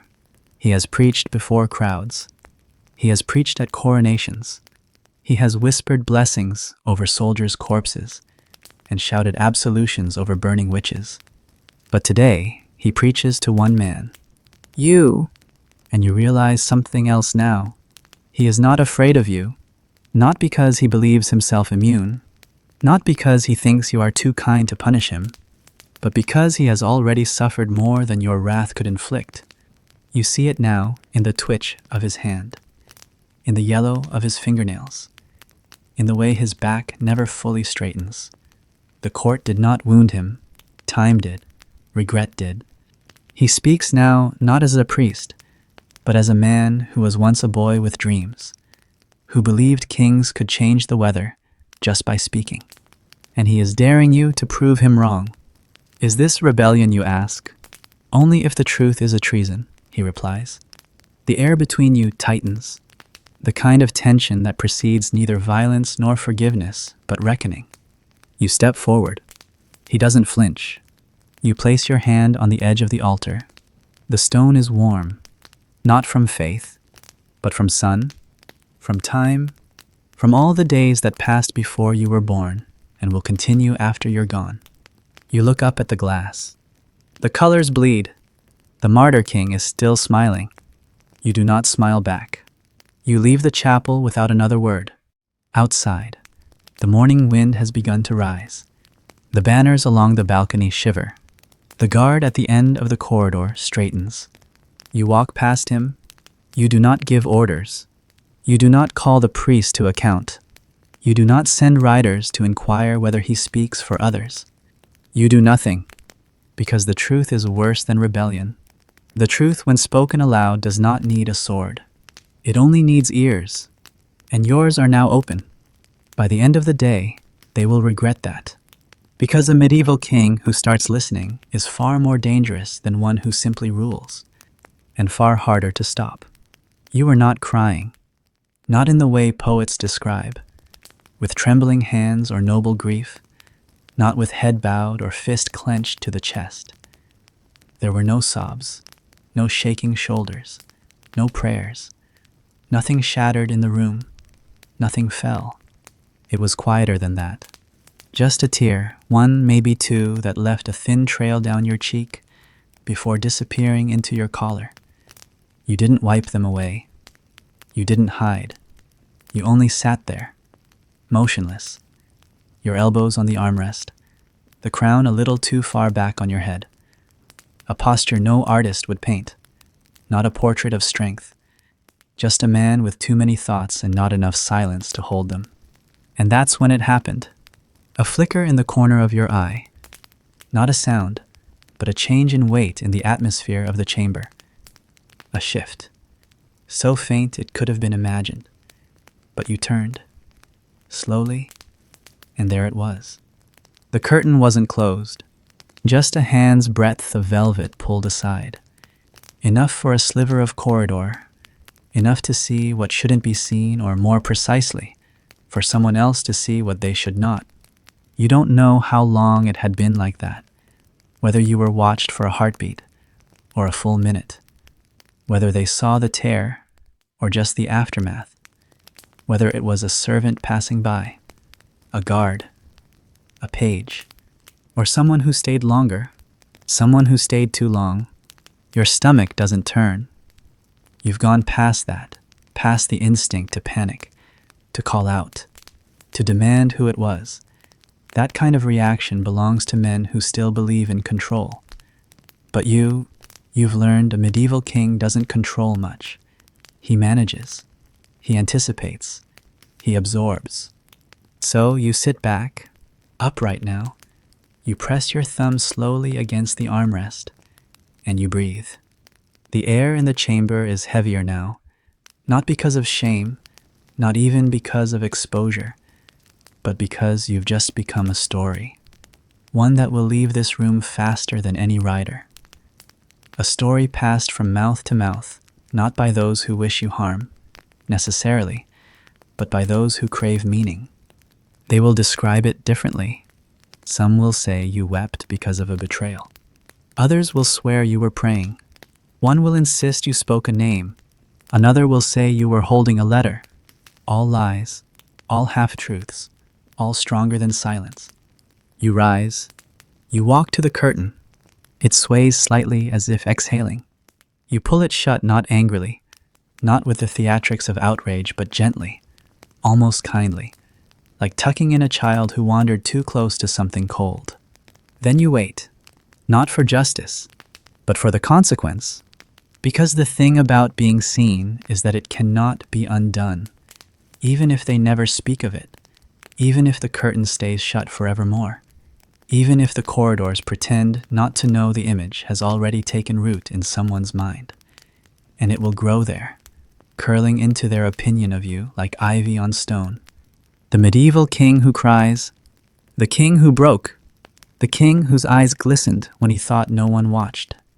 You walk back to your chair and sit again. This time, your posture is careful, dignified. The moment is gone. Whatever you felt has folded into a place you no longer visit. And in its place comes calculation. Because now you must act, not in haste, but deliberately. You think of your counsel. They must never know. Not because they would strike, but because they would smile. Smiles, in your court, are daggers laid flat. The council respects strength, or rather, it respects the illusion of strength. What they worship is not your will, but your mask. And now, someone has seen beneath it. You will not retaliate. Not directly. That would confirm it. Instead, you will observe. You will listen. You will let the gossip bubble until it chooses a direction, until it lands on a name, on a tone, on a telling that reveals the watcher. Because the person who saw you will tell someone, or they will try too hard not to. And that effort, in court, is as visible as shouting. Then you will act, maybe a reassignment, a demotion, not cruel, just inconvenient enough to feel like consequence, but not so cruel as to confirm your wound. You are a medieval king, and kings do not bleed, not even from the eyes. Or so the kingdom must believe. You lean back, the chair creaks. You notice it now for the first time how loud everything is when you are no longer trying to hide from yourself. The sound of the fire shifting in the grate, the scratch of your ring against the wooden arm, the ticking of the clock above the doorway, marking time not in seconds, but in the narrowing of legacy. You think of your father. You wonder whether he cried here, too. Not during war, not during loss, but on an ordinary day like this one, when the walls feel a little too close, and the silence a little too thin. He never told you about weakness, only about enemies, about politics, about how to tilt your head during ceremonies so the crown didn't slide. But maybe, just maybe, there were tears once, and maybe he, too, pulled a curtain closed. You press your palms to your face, not to cry, but to remember your shape, to make sure your skin still fits the man they expect to see. Then you stand, and when you do, you are taller than the story that now walks ahead of you, because you know what comes next. There will be glances, too brief, too pointed. There will be kindness from those who never offered it before, and a question hidden in every bow. Are you still the king? And your answer, it will not come in words. It will come in tomorrow's decree, in the way you hold your goblet, in the way you look at the queen without blinking, in the falcon you release at dawn, the one they thought you forgot. The curtain wasn't closed, but that doesn't mean the performance is over. It only means the audience changed, and now you must perform for them too, because that's what a medieval king is. A performer, a shadow behind glass, a man who learns to cry in silence, and then returns to the throne with dry eyes and a sharper mind. They unveil it in silence. No trumpets, no ceremony, not even a polite clearing of the throat, just the dry scrape of fabric as the velvet curtain slides off the frame and pools at the base, exposing the image larger than life, taller than you, and somehow more hollow. The portrait is meant to immortalize you, but what it captures is a stranger. The face is yours, but not really. The jaw is too firm. The eyes are not tired. The lines around the mouth have been erased, as if the artist thought dignity meant stillness, not strain. There's no scar above the brow, the one you earned from your first fall off a war horse as a boy. No shadow beneath the cheekbones, where sleep has learned not to visit. It's not a lie, but it isn't you. The medieval king on canvas does not weep. He does not bend.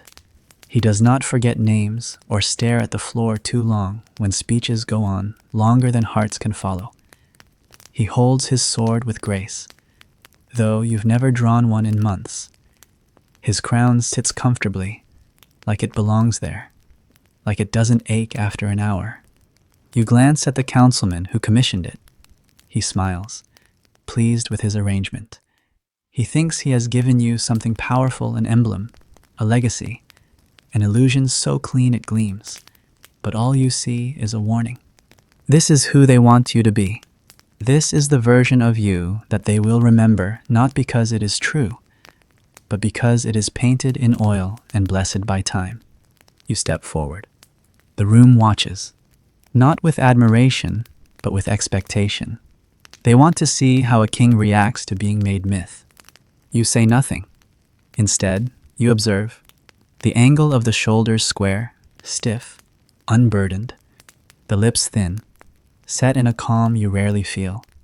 The backdrop not the real hall, but an imagined one, cleaner, brighter, where no shadows stretch across the throne at dusk, and no spiders nest behind the drapes. It's beautiful and unbearable. You wonder how long the painter worked.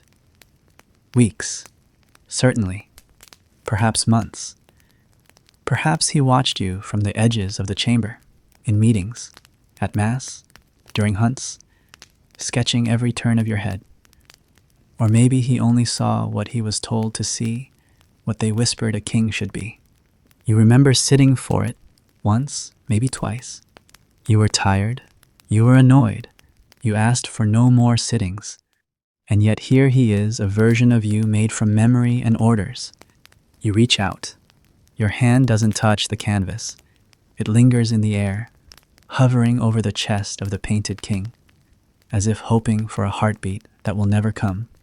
You think of your mother. She used to say, paintings are only true if you hate them a little, because only truth offends. This does not offend. It flatters. It edits. It lies kindly. You let your hand drop. They take your silence as approval. Someone claps. Another follows. A few polite nods. The artist bows from the back. The steward looks relieved. A clerk makes a note in the court record. The king has accepted the portrait with honor. You turn away, because you have not accepted it. Not truly. not in the part of you that still remembers your own reflection before the throne, before the bruises, before the years pressed you inward like parchment under weight. Later that night, you ask for the artist. He arrives nervous, a thin man with careful hands and cautious eyes. He bows. You do not ask him to rise. Instead, you gesture to the painting. "It's very fine," you say, flatly. "Your Majesty is generous," he replies. Carefully, you study him, not with suspicion, but with sadness. He doesn't know what he's done. You ask, "Did you paint me?" He blinks. "Yes, Your Majesty." "No," you say, "you painted a king." A pause. He looks at the floor. "I thought, that is what I was meant to do." You nod. "That's the danger." He looks up then, and something in his face shifts, a flicker of shame. Maybe, or understanding, or just fear. You do not punish him. He did what he was told. You dismiss him gently. You do not mention the curtain, or the watcher, or the tears from days before. You do not need a confession from a brush. You already have one from the mirror. You're alone again. You stare at the portrait, and suddenly, you understand something terrible.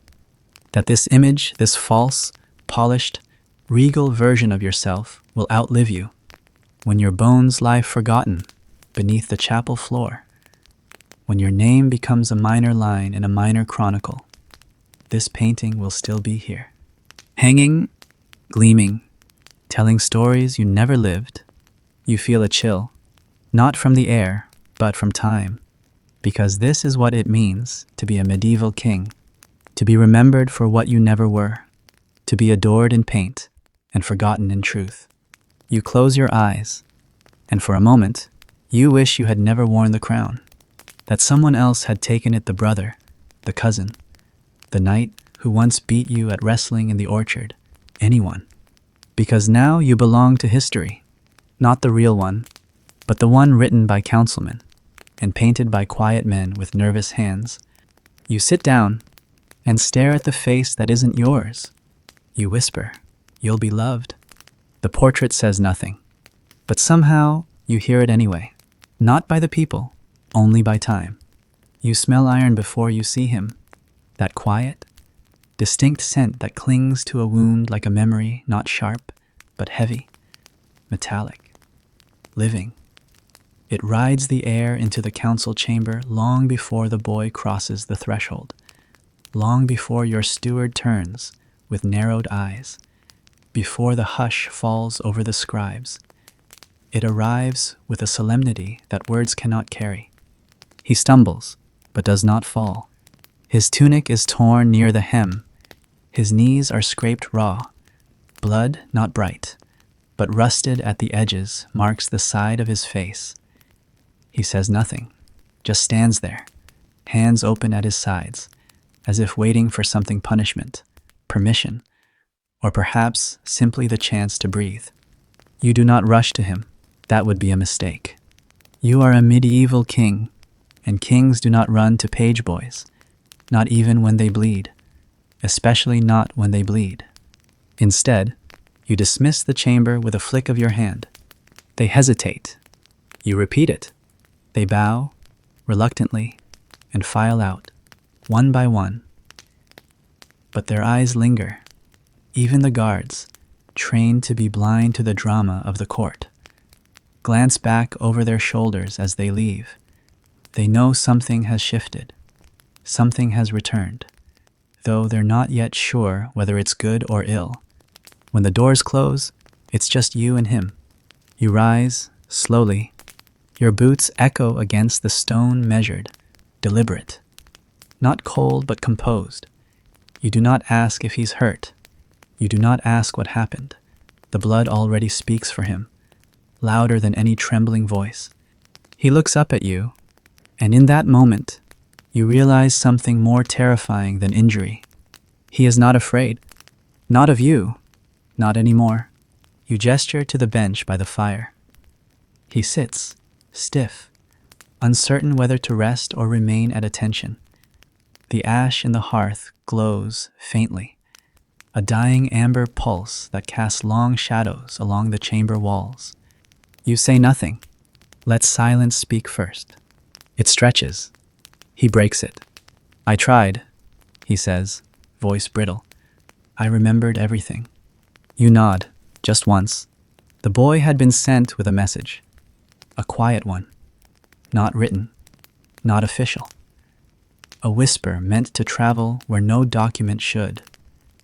A test not just of loyalty, but of the undercurrent that moves beneath the court's still surface.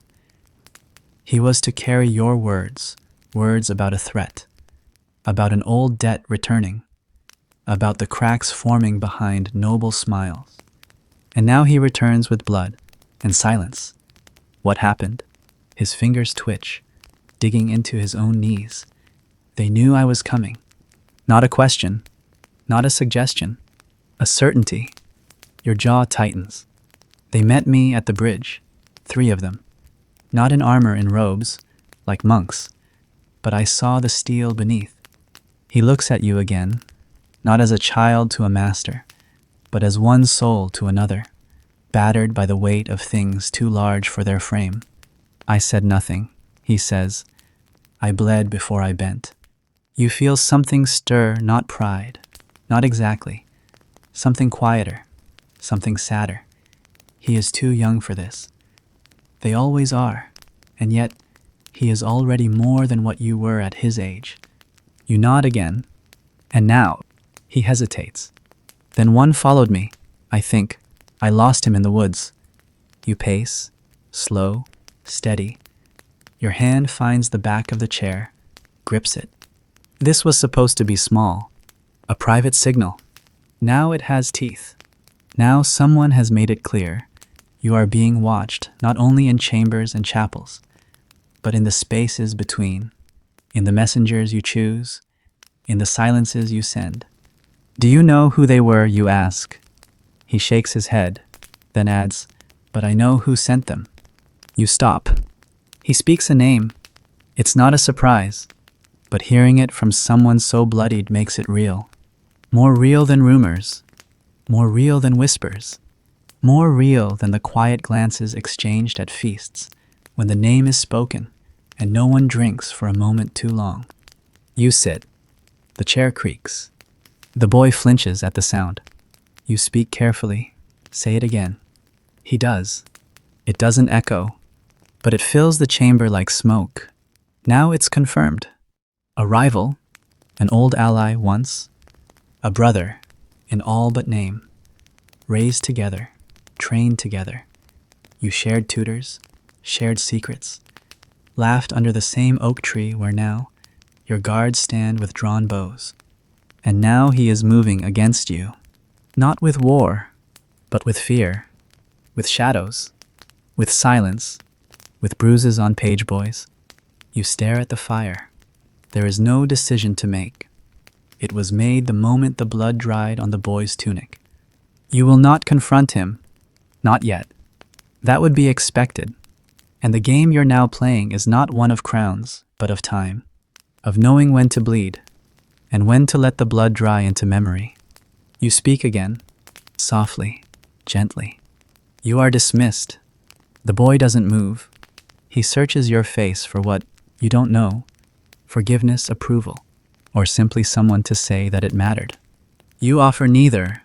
You are a medieval king, and your mercy is not his to ask for. He rises, but just before he reaches the door, he turns. They said something, he says. You look up.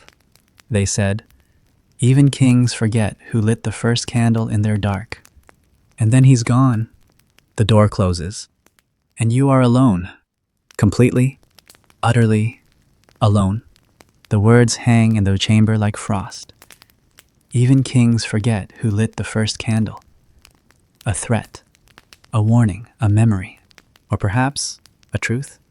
You think back to your own beginning, to the days when you were not yet king, when your name still belonged to your mother's lullabies and not to treaties, when you ran barefoot in the courtyard, when you fell and someone picked you up without bowing.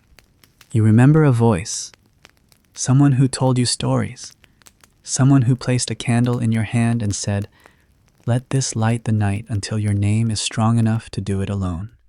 You cannot remember their face, only the warmth of the story. And now, someone wants you to remember, or else. You rise. The chair does not creak this time. You walk to the window. Beyond the glass, the stars shimmer like coins tossed by old gods. You do not feel their favor, only their silence. The game has changed. The blood on the page's face is not war. It is rehearsal, a preview of a colder season, and you, seated in the heart of the storm, must remember not how to fight, but how to wait. Because a medieval king does not swing first. He watches. He listens. He lets the enemy believe they've wounded him. And then, when the time is cold and quiet enough, he speaks, and the world forgets it ever questioned him. You close the curtain, not to hide, but to prepare, because the crown, heavy as it is, just became lighter than the lies around it. And tomorrow, someone else will bleed, not for defiance, but for forgetting that you were still watching. You wait until no one is watching, not because you're afraid, no. You pass the point of fear sometime between the boy's return and the message carved in his silence. But because even a king, even a medieval king, needs one moment in his life that is untouched by expectation. One gesture that belongs not to the throne, not to the kingdom, not to the hungry eyes of the court or the scribes with sharpened quills, but to himself alone. So you choose this hour, the kind of hour that falls between breaths, too late for counsel, too early for prayer. The fire has burned down to a sleeping glow. The corridors echo only with stone, and even the stars outside have dimmed, as if averting their eyes. You walk without your retinue, not because you want to appear humble, but because tonight, humility is the only truth you still possess. Your footsteps carry no ceremony, no announcement, just soft weight against old stone. You pass tapestries that once frightened you as a child, scenes of kings bleeding, dragons devoured by flame, saints burned for names now forgotten. They don't scare you anymore. What scares you is how still they are, how unchanging, how permanent. You enter the chamber, not the throne room, not the chapel, but a room older than your crown. It belonged to no one and everyone, a waiting room for the living before judgment, before war, before ceremony. The walls are bare. The floor is uneven. The only furnishing is a window, small, circular, tucked into the stone like a secret. And beside it, a single stool. You sit, not like a king, like a man who's carried too much, like someone who once believed the crown gave answers, not questions. And only now, as the weight presses not from above, but from within, do you realize you were never meant to wear it this long? You reach up. The circlet is heavier than it should be, not because of gold or gem, but because it remembers every decision you hesitated to make, every execution you approved in silence, every lie you let wear velvet, every time you said we but meant I, or said peace but paid for war. It remembers the child you used to be, the one who swore he'd be different, the one who thought that ruling with kindness wouldn't make you weak. You lift the crown slowly, and for the first time in months, your neck breathes. The ache that has lived behind your ears, where the rim of the circlet rubbed your skull raw, begins to loosen its grip. Your spine straightens. Your hands tremble, not from fear, but from the shock of relief. You look at it, this piece of metal, shaped to fit an idea, not a skull.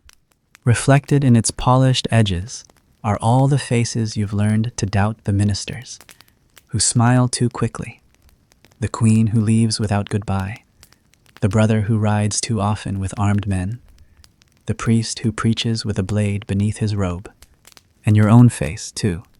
Tired, not regal, not resolute, just tired. You think back to your coronation, The shouts, the incense, the archbishop's fingers pressing oil into your hairline, the weight lowered onto your brow like an iron promise. You were smiling then, or trying to. You wanted them to believe you were ready. Maybe you even believed it yourself. Now, in this silent room, with no witness but the stone and the stars, you see how much you didn't understand. The crown is not worn, it is endured. And endurance, you've learned, is not strength. It's something quieter, something lonelier. You lower the crown onto the windowsill, gently, not like a traitor discarding it, like a man who needs a breath. The wind outside hums low, the kind of wind that passes through ruins and reeds, through castle halls and through unspoken regrets. It brushes against the metal and makes no sound. You wonder if you left it here. Would anyone notice? Would the world spin differently? Would your enemies sense the gap, smell the absence, like blood in water?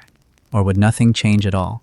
Because power, you've come to realize, doesn't live in the crown. It lives in the fear of losing it. You close your eyes, and you listen to the sound of nothing, to your own heartbeat steady, exhausted, to your breath fogging the glass of the window, leaving a mark that will vanish in seconds. You think of all the men who wore crowns before you. How many of them ever got this moment? How many had to die still wearing it? How many were buried with it nailed to their skulls? Because their advisors feared what would happen if the people saw the king undone. You promised yourself once long ago that you would not be like them, that you would not be ruled by your rule, that you would take it off, even just once, to remember the shape of your own thoughts. And here you are, promise kept. You lean forward, elbows on knees, crown at your side, the wind slipping through the crack in the stone like an old friend who forgot your name. You do not weep. You have done that already in darker hours. You do not speak. Words have betrayed you too many times. You simply sit, long enough to forget the language of ceremony, long enough to feel human again. There is no rebellion in this, no abdication, just a pause, just the quiet refusal to be myth for one night. You know you will wear it again tomorrow, that the hall will demand it, that the court will expect it, that the pages and cooks and guards and liars will all pretend you never left its orbit. But for now, you are beyond orbit. You are a man, alone, thinking of every promise that was made in your name and how few you ever got to choose. The stone beneath you is cold, but it is honest. It holds your weight without pretending to admire you. That is more than most people can say. You reach for the crown again, but you do not lift it. You rest your hand on it, as if to remind it and yourself that you are not its prisoner, that tonight you are watching it, not the other way around. Let them believe you never removed it. Let them dream of kings who never doubted. Let the portrait hang in the hall, painted with your stillness, not your thoughts. You will remember this moment, the night you let yourself be free without fleeing, the hour you proved not to others, but to yourself, that a medieval king can be more than performance, that even under all the titles and robes and rings, there is still a person capable of knowing when to stop. You rise, quietly. You take the crown in your hand. You do not put it back on. Not yet. You carry it like memory, like a question, like a weight that doesn't belong to your skull, but to your soul. You open the door. The hall is empty. No one saw. No one ever needs to. Let the morning believe what it wants. Tonight, the truth belonged to you. You return to your chamber with the crown in your hand. Not on your head. Not yet. Your feet make no sound on the tapestries laid over the stone floor. The silence is different now. Not the kind of silence others give you out of fear, but the kind that grows when something ancient inside you has gone still. The room has not changed. The hearth remains lit. The logs hiss. The carved lion posts on your bed frame still pretend to roar. The servant has folded your linens in crisp lines. Your nightgown has been laid out with care, as if even your sleep must be royal. But something in you knows the world has already shifted, perhaps only by an inch, perhaps only inside. But shifted, nonetheless. You place the crown carefully, reverently on the table near the fire. The light dances on the edges of it, soft and flickering, as if unsure whether to honor it or mock it. You watch the gold shimmer like something pretending to be alive. Then, you unbuckle the thick leather belt with its embroidered crest. You set aside the chain of office. You remove the velvet robe, then the brooch at your shoulder. Each piece falls to the floor more heavily than it should not because of weight, but because of what it represented. By the time you strip down to the linen shirt beneath it all, you realize your body feels foreign. As if you've been wearing someone else's shape for so long, you forgot your own. You sit by the fire. No guards, no scribes, no shadowed priests, only the distant howl of wind against the shutters and the soft creak of wood as the chamber breathes. You let your fingers warm by the flames, and you try to recall who you were before all of this.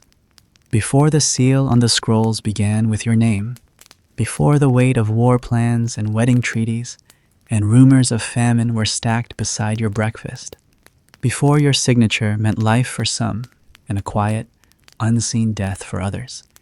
You remember a boy running through fields too wild for royal gardens, climbing trees too high for a crown's balance, laughing at things that would now be considered improper.